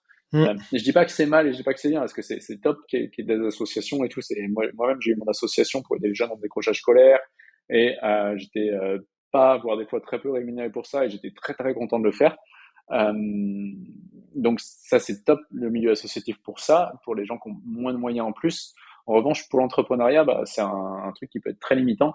Et du coup, ouais, on va associer en mode, c'est normal de gagner beaucoup d'argent quand on fait des choses qui sont pas super bien. Soit travailler parce qu'on n'aime pas un travail, là du coup, bah, c'est normal, j'aime pas ça, donc c'est normal que je sois payé.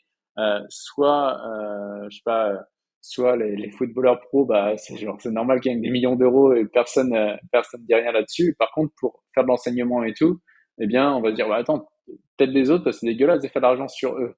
Ouais. Tu vois, on est dans les autres. Donc, donc moi, j'ai eu ces charges-là à faire sauter, et ce qui fait que la boîte a augmenté, a vraiment passé un palier. Mais ouais, en effet, là-dessus, c'est vraiment important, enfin, à mon sens, à moins que ça nous convienne, à moins que ça nous convienne de faire de la gratuité au quotidien, et si on arrive à vivre, bah pourquoi pas.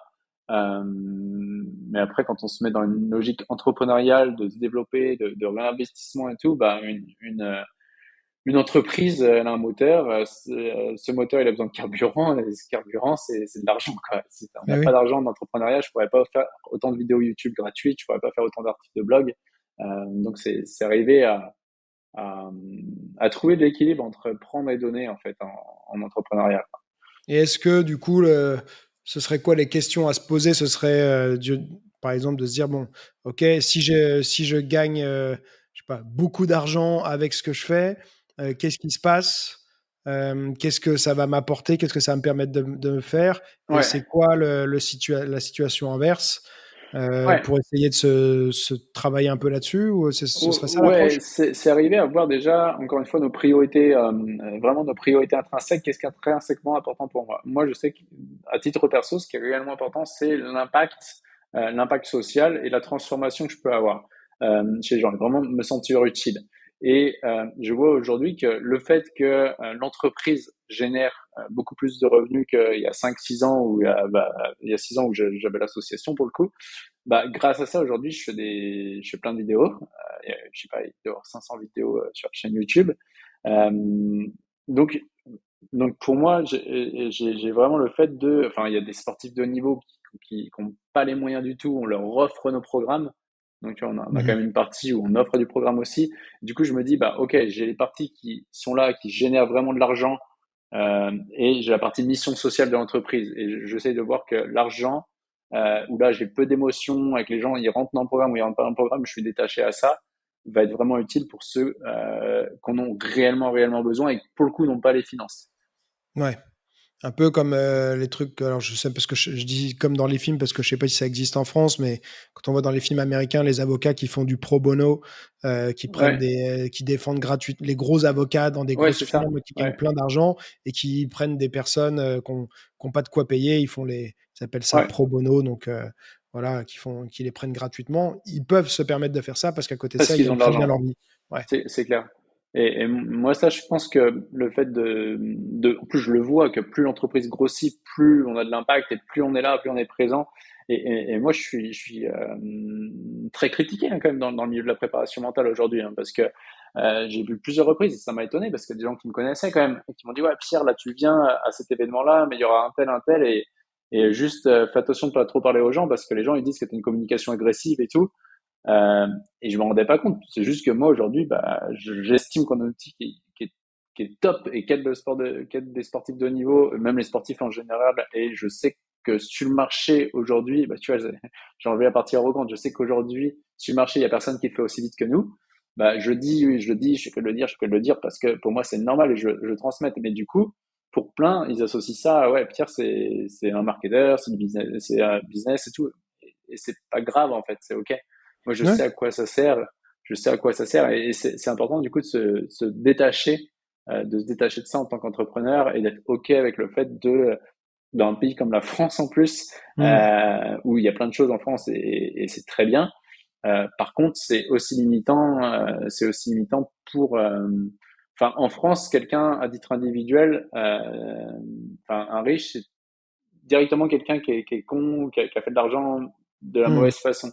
Et du coup, il y a tout ça en France à se débarrasser. Et même en sport, hein, moi j'ai vu des gens qui performaient aux États-Unis, qui arrivent en France, au bout de 2-3 ans, ils n'arrivent plus à performer parce ils ont repris les mêmes mécanismes. Oh, on va faire ça, on va tout déchirer. Et là, il y a 2-3 personnes qui leur ont dit non mais attends, t'es qui pour dire ça en fait? Ouais. Et du coup, une fois qu'on a, Redescends un peu sur terre, ouais, tu vois, les discours comme ça, quoi. ouais, Mais c'est alors que aux États-Unis, moi, ça m'a aidé de faire des séminaires.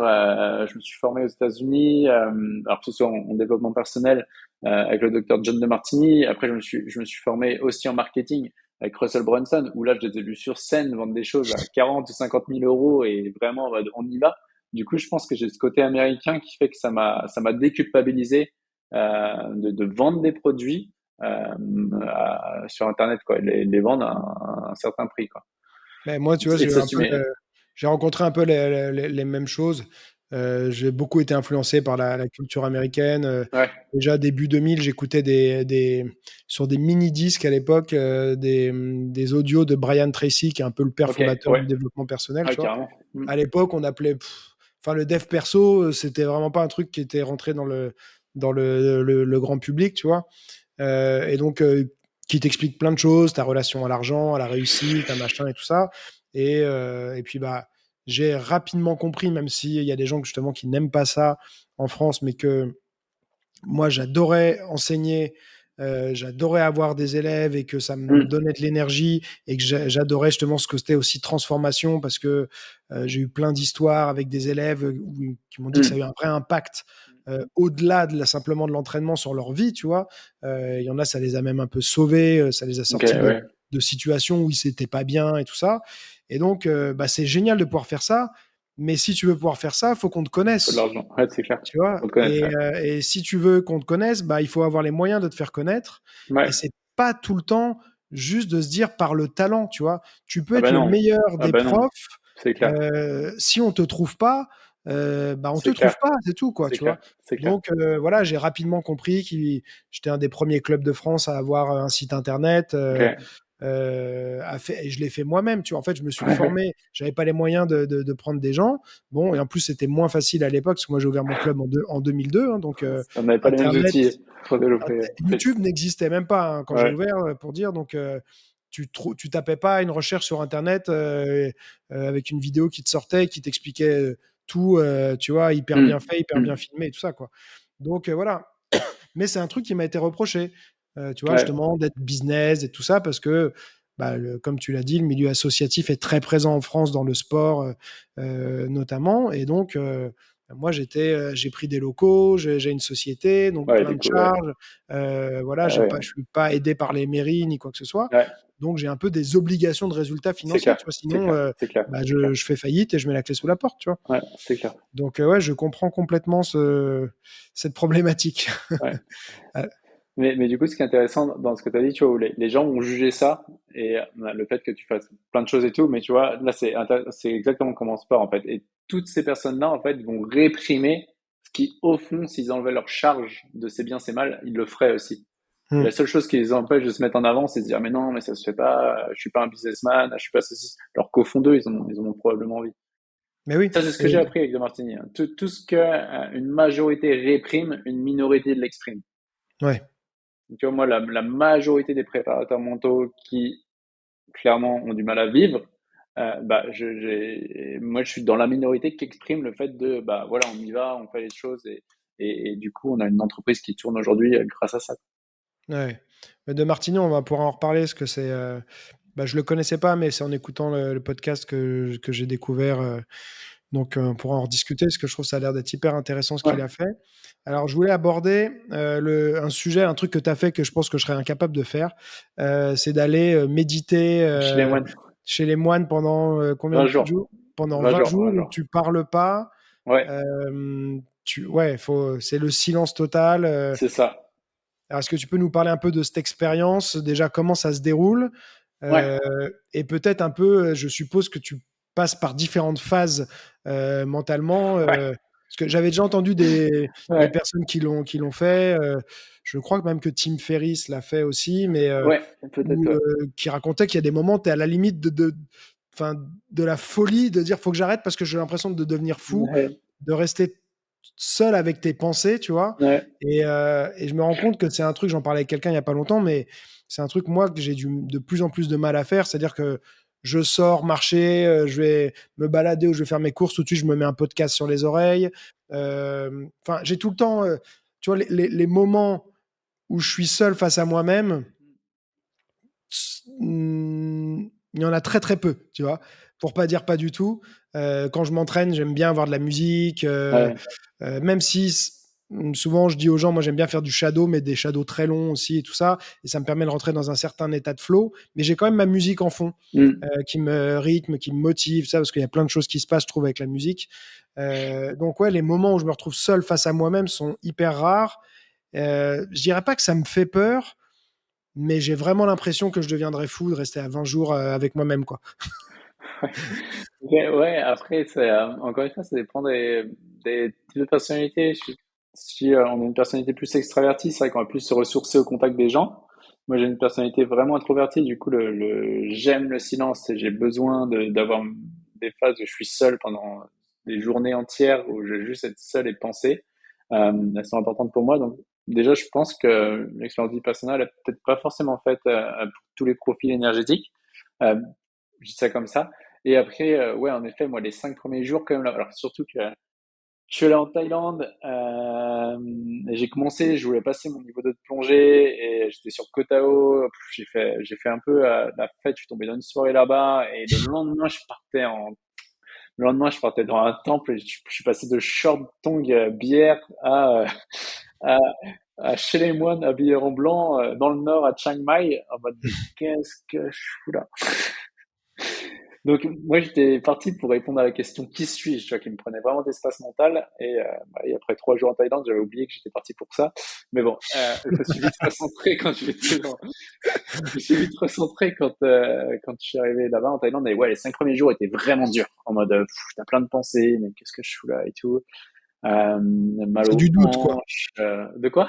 C'est du doute au départ, c'est ça? Ouais, du doute, c'est ça, mais encore, bah, c'était un peu la même chose qu'en Australie, en fait. Je suis bien en Thaïlande, qu'est-ce que je vais foutre dans un temple, tu vois, c'était la Ouais. même chose. Pourquoi je vais me mettre dans une situation comme ça? Et puis finalement, moi, au bout de 7 jours, j'ai pris le rythme, j'ai pris le pli, et je commençais à être de mieux en mieux, de plus en plus de silence, de plus en plus d'énergie surtout.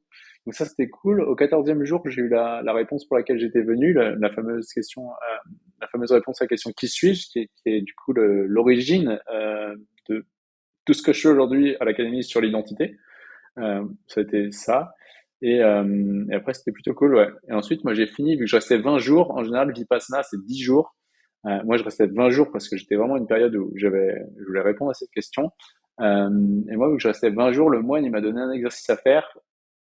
Je crois que je sais plus si c'était au 16 ou 17e jour. Il me dit, bah, dans 2 jours, tu reviendras.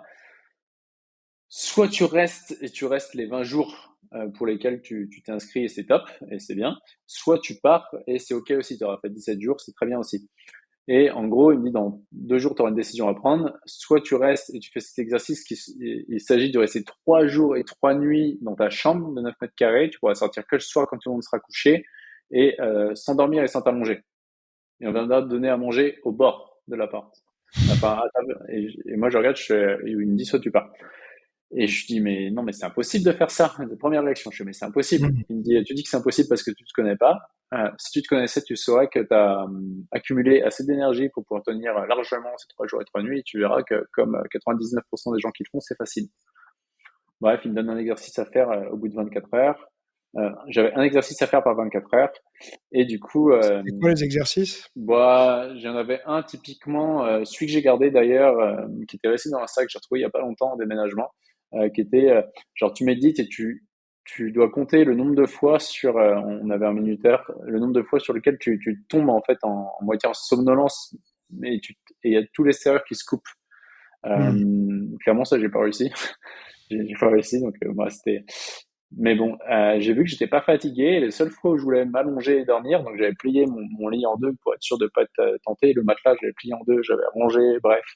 Euh, les seules fois où je voulais m'allonger et dormir, c'était parce que m'ennuyais en fait. Je voulais fuir la méditation. Et Hmm. là, je suis waouh.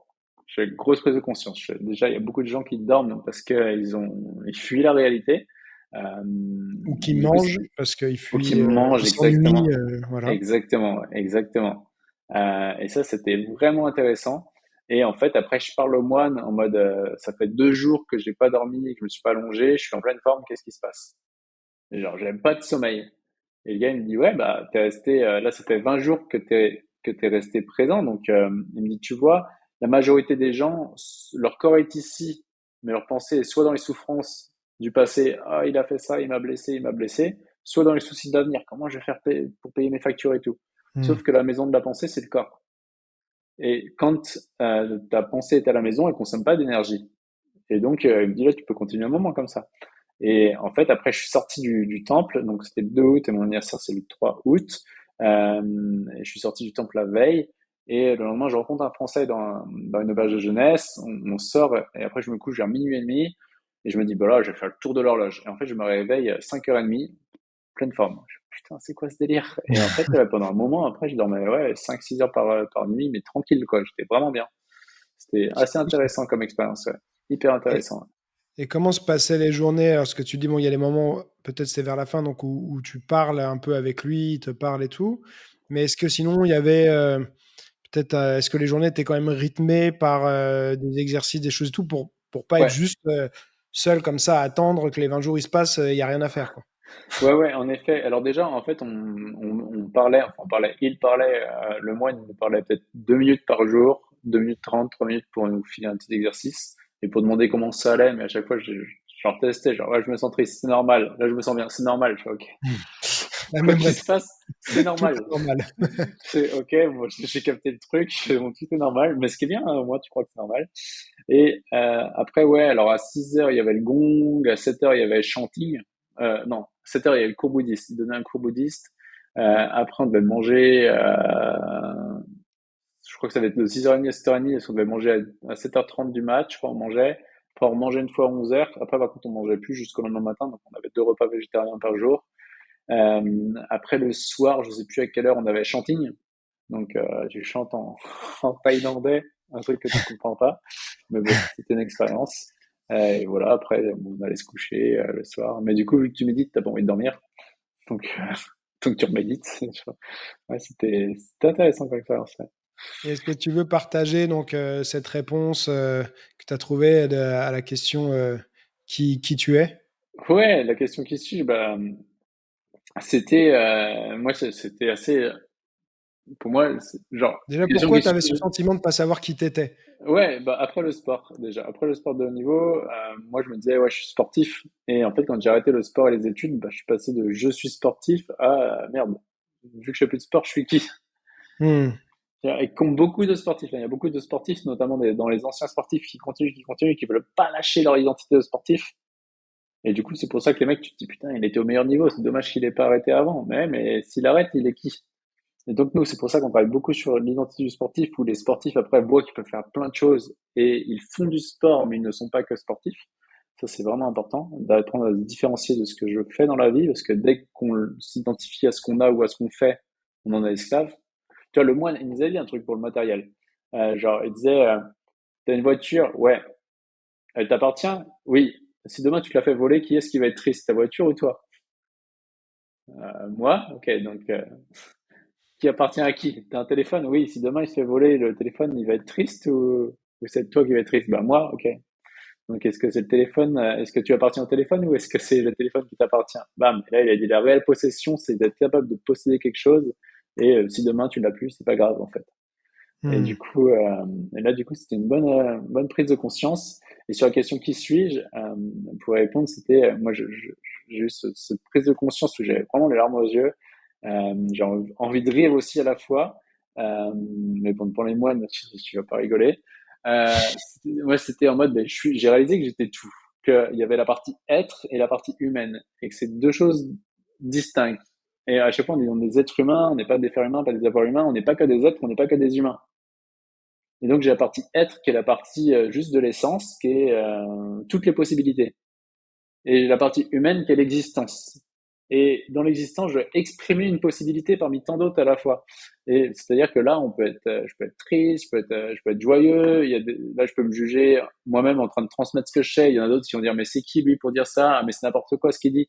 Et donc, constamment, il y a le jugement des autres qui vont me faire exister. Et Hmm. donc, j'ai réalisé que je pouvais être qui j'avais envie de devenir et que mon regard sur moi, en fait, c'était soit je laissais le regard des autres me définir et me coller les étiquettes, et si j'y crois, bah c'est plié.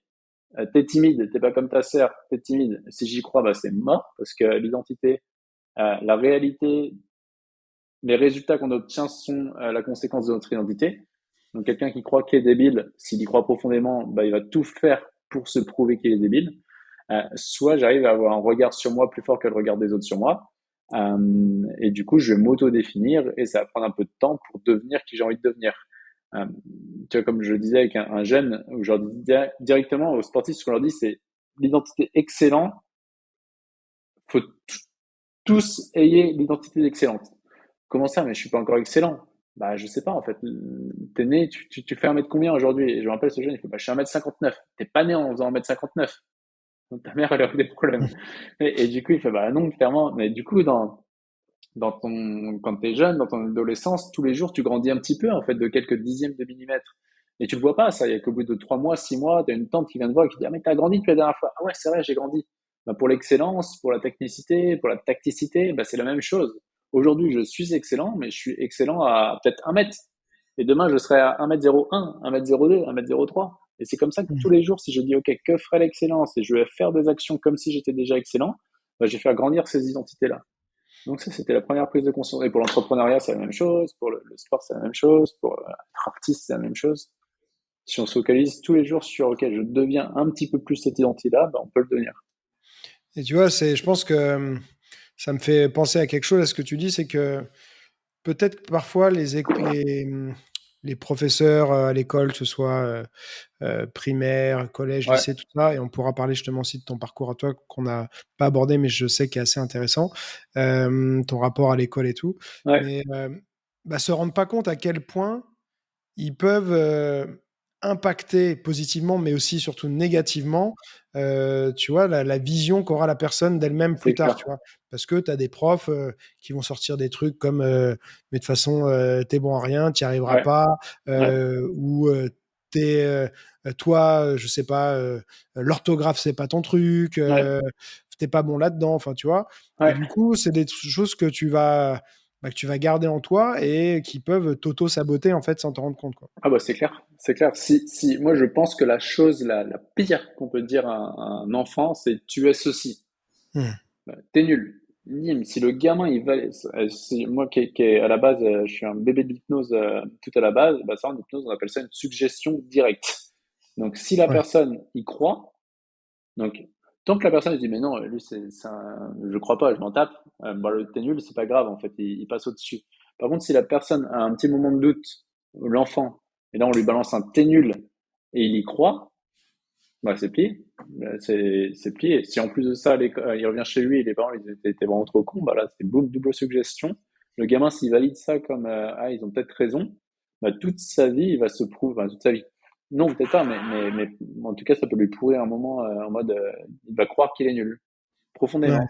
Et en plus, c'est ça qui est dingue quand on comprend l'identité et l'identité être, faire, avoir, qui est un ordre naturel des choses, c'est tout ce que l'on croit être, ben on le devient à long terme. Donc, si je crois que je suis nul, je vais faire des choses où je vais m'auto-saboter et j'aurai le résultat de quelqu'un de nul. Et donc, ça va renforcer cette identité. Ouais.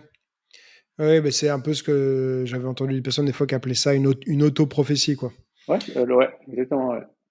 Et tu peux nous parler un peu de ton parcours scolaire, comment tu en es arrivé à changer justement ton rapport à l'école, puisque enfin, il me semble me rappeler qu'il y a un moment où tu t'es mis à aimer plus l'école et aimer Ouais, apprendre et tout, et ouais, qu'au départ, c'était pas du tout le cas. ouais, alors, ouais, j'ai eu plusieurs phases. Donc, j'ai eu la phase primaire où j'étais dans les meilleurs élèves et ça se passait très bien. Et j'ai eu la phase collège où là, je suis passé d'un petite école de primaire à une école où on voyait les profs et tout. Il y a 1000 élèves et tout. Donc là, ça a été un peu dur. Là de sixième à troisième, ça a été, c'était la descente, quoi. À quel point que j'ai pas eu mon brevet d'écolage du premier coup, ma première troisième, donc j'ai repiqué ma troisième, ma première troisième, j'ai dû avoir 7 de moyenne au premier trimestre, avec justement des profs qui ont convoqué mes parents en mode, bah, Pierre, ça sert à rien qu'il fasse des études. Et ce qui est vrai qu'à l'époque, ils avaient raison, il fallait pas que je continue sur une voie générale, je me serais, de toute façon, j'avais pas le niveau. Du coup, je suis parti sur une voie professionnelle. En plus, étant d'un milieu ouvrier, bah, mon père me disait, bah, tu vas faire tourneur-fraiseur, tu gagneras 1500 € par mois, et ce sera très bien. Et du coup, bah, j'ai fait un BEP tourneur-fraiseur.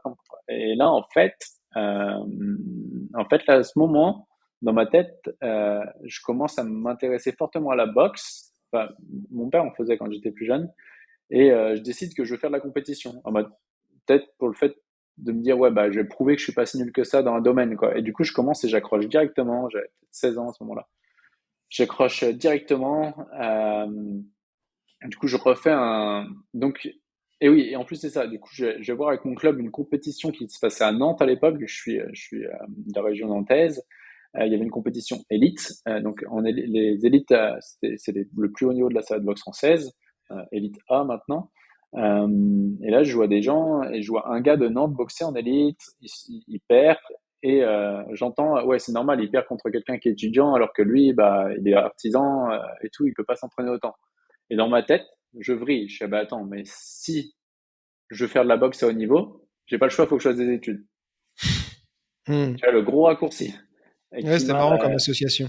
ouais, et du coup, bah, merci pour cette association parce que du coup, je refais un deuxième BEP. Donc, j'avais le BEP, BEP tourneur fraiseur, je refais BEP électrotech. Sauf que du coup, vu que j'ai déjà un BEP, bah, toutes les matières générales virées, j'avais pas besoin de les repasser. Donc, j'avais genre 18 heures de cours par semaine. Et là, je commence à m'entraîner. Et du coup, j'ai ce deuxième BEP là. Je fais première adaptation. À chaque fois, je m'entraînais et voilà, j'avais juste les notes à chaque fois, juste la moyenne. J'avais juste la moyenne. Je fais BTS, bim, juste la moyenne. Là, je fais ma première finale, du coup, ma première finale France en senior. Avec ce premier album, je pars en Australie. Je reviens, je reprends licence. Là, je passe en élite A. Euh, et en fait, à ce moment, je connais un prof à l'université de Nantes. Et en fait, j'arrivais en fin de licence. Je fais putain, mais je peux pas aller bosser. Si je bosse, je suis juste en élite A. C'est l'année où je commence à monter. Euh, si je bosse maintenant, je n'irai pas en équipe de France, quoi. C'est plié. Et du coup, je fais, faut que je fasse un master. Et du coup, je commence à regarder master. Et je vois un master au STAPS. Et je vois qu'il y a un des profs qui était au STAPS que j'avais rencontré. Du coup, je l'appelle, il fait, bah attends, je connais le responsable pédagogique de cette formation, je te mets en relation. Donc, je vais le voir. Donc, c'est un sociologue. Et le mec, en fait, il voit mon parcours, donc typique classe ouvrière, études courtes, stratégie vraiment d'aller sur le marché rapidement. Et en fait, je pense qu'à ce moment-là, il m'a connu plus que moi je me connaissais. Hmm.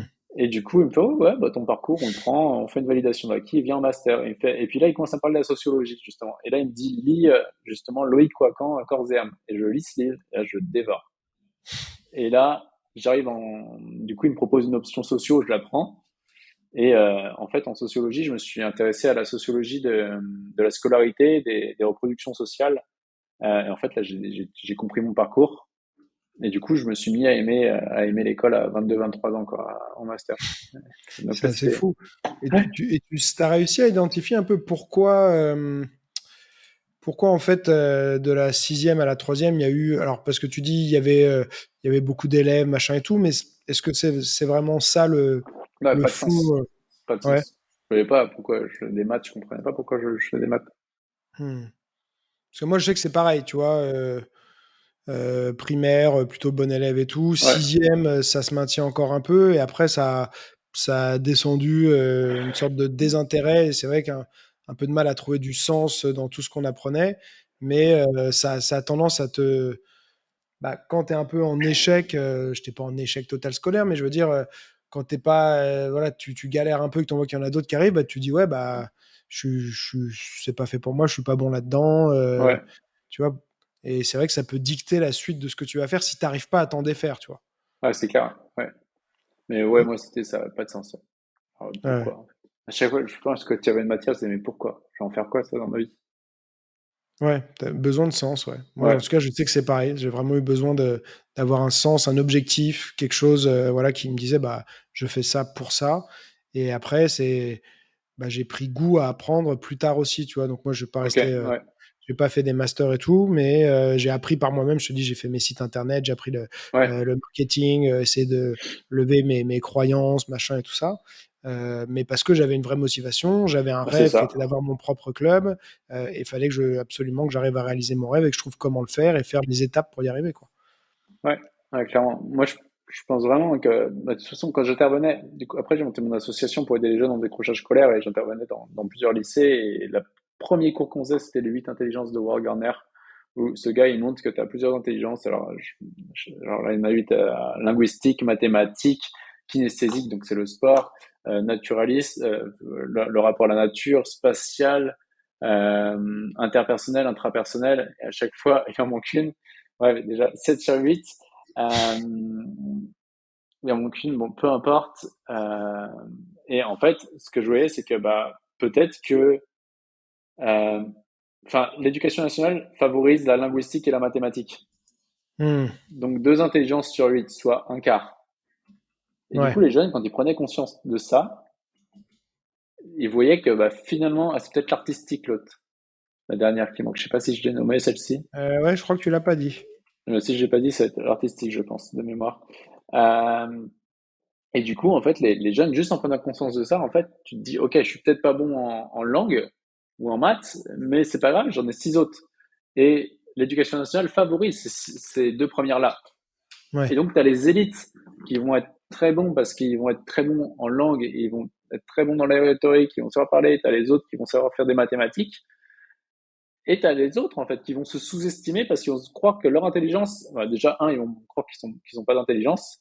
Et deux, ils vont se croire moins intelligents et ils vont les sous-estimer par rapport aux autres.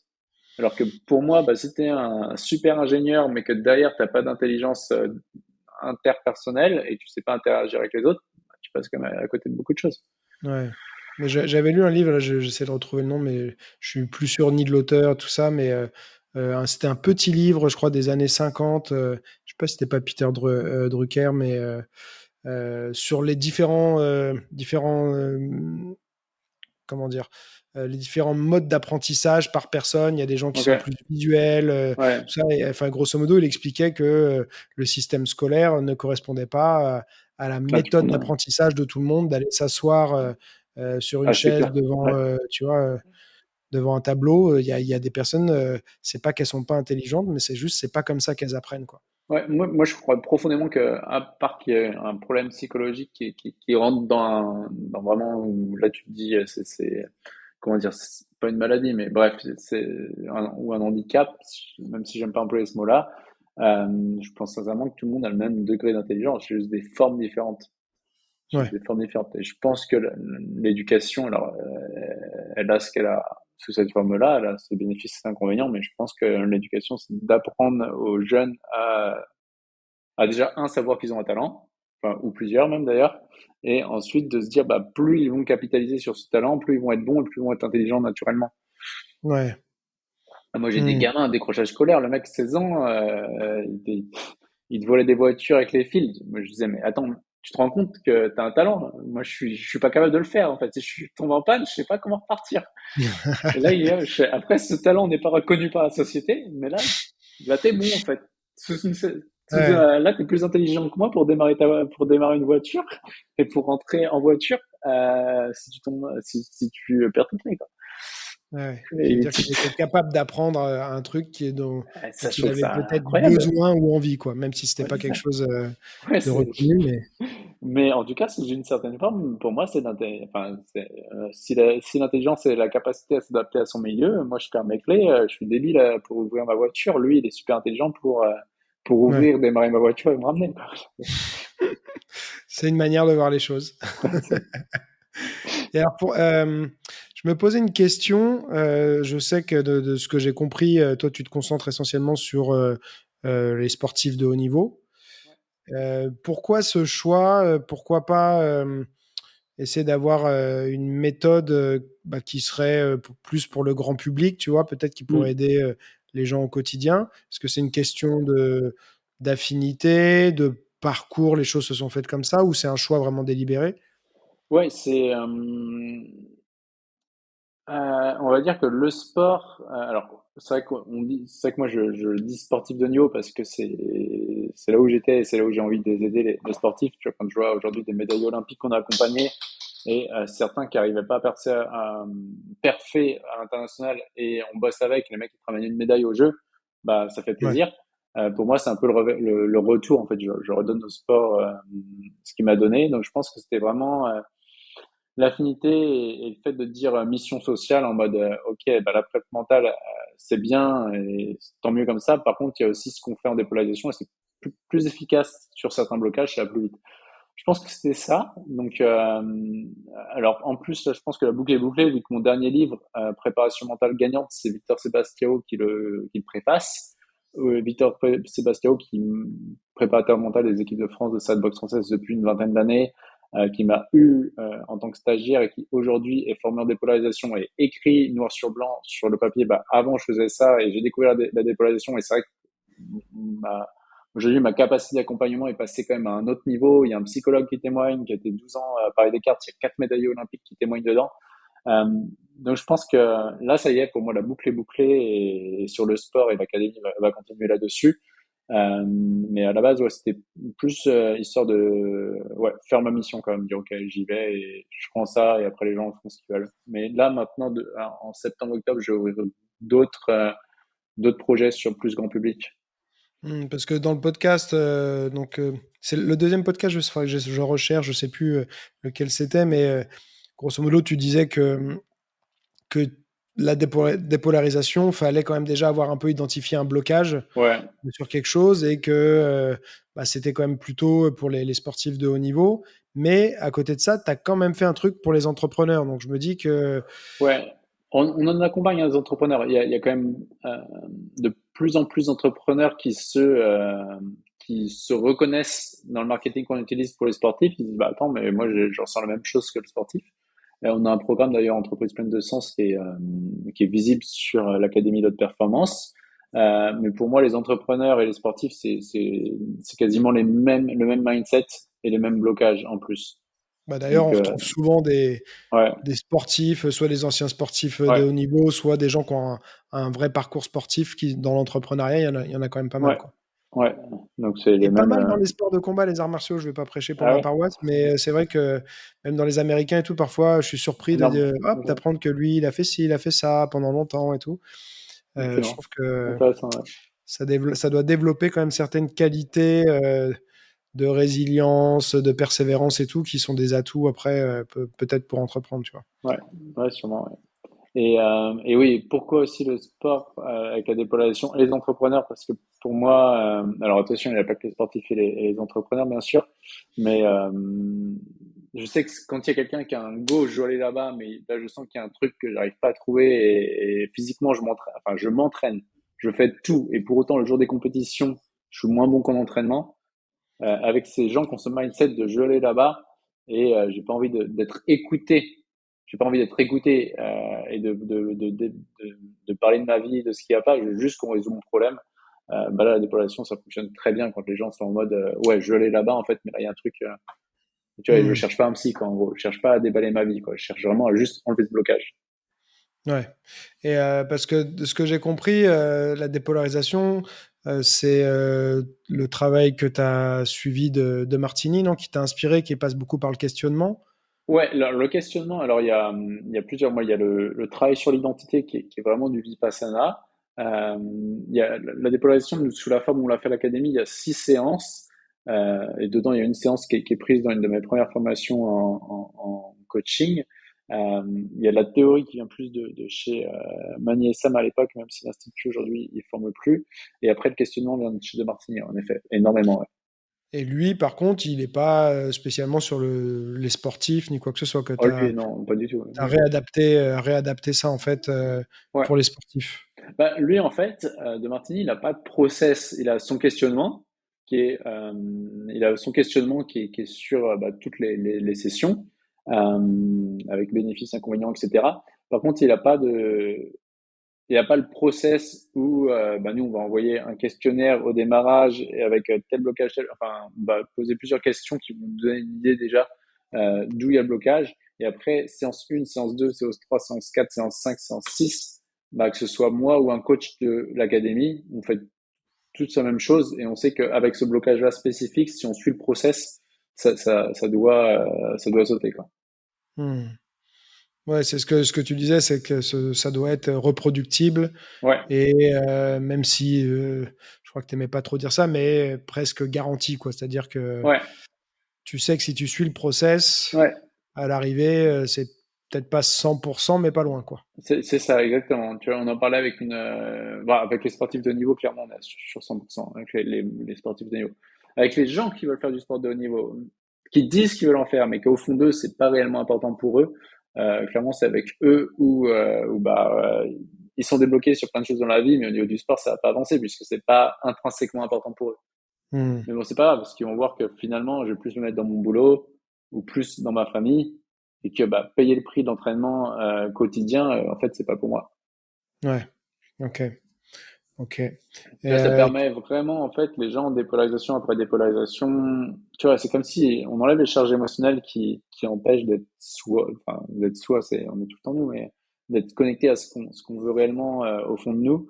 Et du coup, on se réaligne enfin, dans le vocabulaire qu'on utilise, on va se réaligner petit à petit vers ce qui est réellement important pour nous, mais en sans même se temps, comparer. tu retires pas les émotions, c'est-à-dire que tu Non, retires, non, parce les que tu sais, tu as un charges. peu voilà, les chats, parce qu'il y a un peu souvent le truc de dire il faut trouver ton grand why, comme Simon Sinek Ouais, dit, là, ton ouais, pourquoi, ouais, le pourquoi, ouais. euh, le vrai pourquoi, qui est ton moteur et tout. Ouais, Et souvent, c'est lié quand même à un truc plutôt émotionnel, ton pourquoi, tu vois. ouais. Ouais, exact, exact, c'est vrai. Enfin, surtout en entrepreneuriat, et d'ailleurs moi c'était le cas aussi, c'est-à-dire que pourquoi l'entreprise Académie Haute Performance est née, c'est parce que j'avais perçu à l'époque que personne n'avait su m'aider avec la préparation mentale classique, et Hmm. donc je voulais combler ce vide. Ouais. Donc c'était bien un vide émotionnel que je cherchais à combler. Là aujourd'hui qui est comblé, bah il y en a d'autres il y en a d'autres qui vont arriver. C'était juste pour clarifier Ouais, que toi, tu recommandes pas le fait d'être genre en mode machine, j'ai pas d'émotion et tout. non, Euh, non, tu non, non, essayes ouais, de lever peut-être les émotions qu'on pourrait dire plutôt négatives, ouais, ce qui qui nous te, bride. ouais. Ouais, qui nous bride, Mhm. c'est j'ai envie. Je comprends pas. Tu vois, pour l'entrepreneur, ça peut être un entrepreneur qui se dit, je comprends pas. J'ai fait toutes les formations marketing, je me suis formé, j'ai toutes les capacités et pour autant, j'arrive pas à faire décoller mon activité. Mhm. Tu vois, ouais, mais en fait, arrête de te former à l'extérieur, arrête de chercher des outils et ça, c'est le truc où, enfin, moi, c'est game changer de comprendre ça. C'est juste me dire, ok, en fait, c'est juste qu'il y a un truc qui est pas juste pour mon corps. Vu que mon corps l'a pas validé, ou le subconscient, on peut dire ce qu'on veut, vu que mon subconscient l'a pas validé comme bon, bah, j'ai beau faire toutes les actions conscientes possibles, eh bien, mon corps, il fait pas ce qu'il faut, quoi. Il va faire la mauvaise action, il va aller vers le mauvais fournisseur, il va faire le truc qui fait qu'à chaque fois, je vais me louper. Et une fois Mhm. que l'objectif est validé comme bon pour le corps, là, ça déroule. Ok. Ça déroule facilement. Et donc, juste pour finir, j'aurai peut-être quelques questions encore à te poser, mais quelqu'un qui voudrait donc en savoir plus sur ce que tu fais, parce que tu as 3 livres, Ouais, mais est-ce qu'il y a quand même un intérêt donc, pour quelqu'un qui n'a pas des ambitions de sport de haut niveau et tout? Est-ce qu'il vaut mieux qu'il se dirige sur ton livre plutôt sur l'entrepreneuriat? Mais bon, ça veut dire qu'il faut qu'il ait une envie d'entrepreneur, certainement. Ou ouais. est-ce que n'importe qui va pouvoir quand même tirer des bénéfices ou des leçons d'un de tes livres? Ouais, alors pour moi, mon livre de cœur, pour moi, c'est l'identité gagnante, c'est le premier, parce que j'ai vraiment écrit en mode, je transmets tout et il n'y avait pas de, enfin, j'ai vraiment fait pour transmettre et il y a toute l'histoire et moi, je sais que les premières personnes les premiers prestataires que j'avais eu pour le corriger, quand ils avaient vu le titre l'identité gagnante, le secret du nouveau autobage égalisé, et que c'était une image de sportif dessus, eux, ils disaient, mais non, mais il faut le mettre pour du grand public, ce livre et tout. J'ai un éditeur qui l'a lu ensuite, qui a dit, Pierre, il faudrait qu'on le retravaille parce qu'il peut être très bien adapté pour du grand public. Et aujourd'hui, j'ai des gens qui le lisent dans le développement, pour du développement personnel et ils avancent énormément avec. Donc, après, j'ai le Ok. livre Préparation mentale gagnante qui est plus à destination des coachs, thérapeutes, qui a été plus ce livre que j'ai écrit en mode, bah ok, avant vous ne me croyez pas, maintenant il y a 4 témoignages de médaillés olympiques, un autre d'un sportif international, un psy et un préparateur mental. Euh, regardez, tu vois, c'est Ouais. plus en mode je décris la méthode et regardez pourquoi ça marche. Et après, entrepreneur gagnant, c'est plus mon parcours pour s'inspirer quand on a envie de se développer en entrepreneuriat, se lancer, se questionner, qui est vraiment le parcours de 0 à 1. Ok, donc on plutôt commencer par l'identité gagnante et puis Ouais, le reste, ce sera au cas par cas si on est ouais, c'est coach ou ça. si on a des envies Ouais, d'entrepreneur ou si on est entrepreneur, quoi. ouais, exactement. Et après, dans l'Académie de haute performance, encore une fois, nous, c'est 80, 80, 90% des sportifs qu'on accompagne ne sont pas des sportifs de haut niveau, sont des sportifs, des artistes, on a eu des militaires, des étudiants, et puis aussi on a des gens, on a des politiciens, et aussi on a des gens normaux qui se sont dit tiens, bah, en fait ça peut nous correspondre, enfin normaux, ça veut tout dire rien à dire, mais des gens qui veulent voilà juste avancer sans un peu des blocages. Et ce qui est cool, c'est que en fait, dans le processus de coaching, tu apprends la méthode en même temps et ensuite Mm. derrière, ce que tu avais dit dans le podcast que j'ai écouté, c'est que tu as pas besoin de revenir pour, en tout cas pour le même problème, mais souvent tu deviens autonome Ouais, parce que tu as compris la méthode et ouais. tu peux te la réappliquer à toi-même si tu en as besoin, quoi, c'est ça? Ouais, exactement. Quand on le dit aux sportifs qu'on accompagne, on leur demande de refaire la séance seule sur un autre sujet après pour leur montrer qu'en 3, 4 séances, ils commencent à être bien autonomes, quoi. Et s'ils Ok. bossent bien de leur côté, ouais, dans les 6 séances, ils sont censés être capables de reproduire la séance eux-mêmes. Et alors le processus prend combien de temps sur 6 séances? Étalé sur combien de temps? Ouais, on est sur. Alors, tu as le programme en ligne qui va durer 15 semaines, parce que tu as une vidéo par semaine et j'en ai fait 15.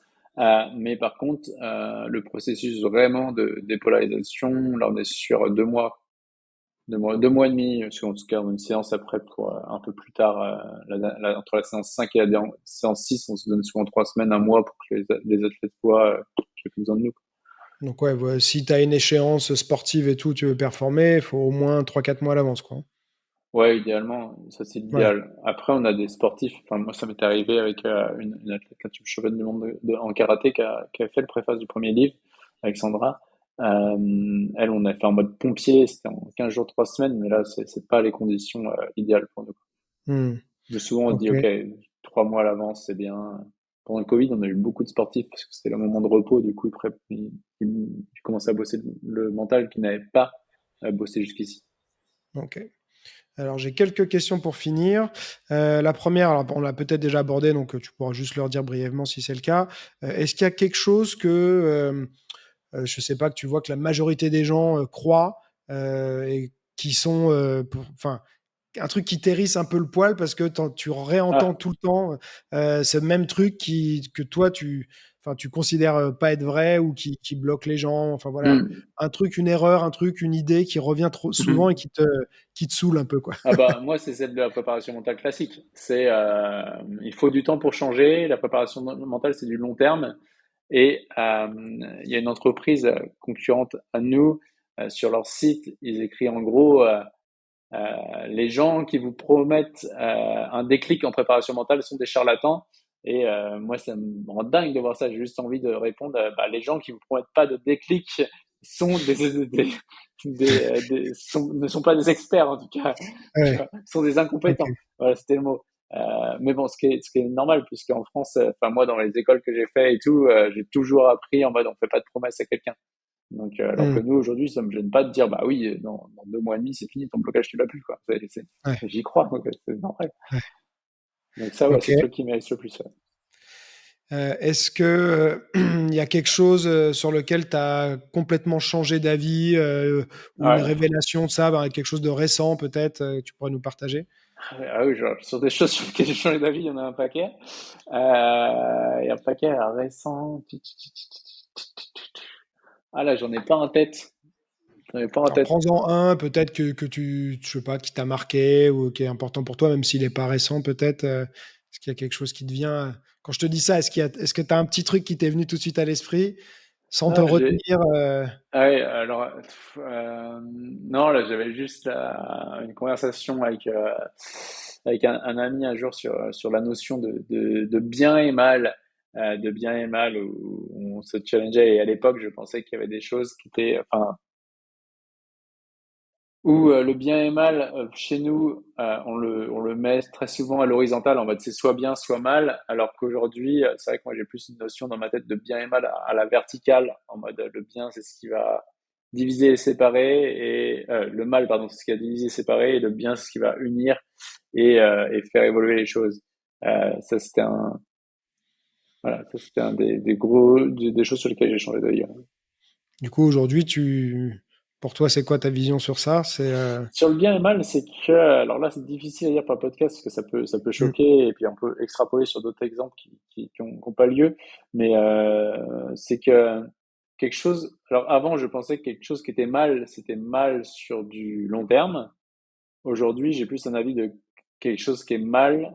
Bah, si on arrive à équilibrer nos perceptions et prendre de la hauteur, on va voir que quelque chose de mal sur du court terme, si on arrive à avoir suffisamment de sagesse pour voir les choses dans leur globalité, va devenir quelque chose de bien à long terme.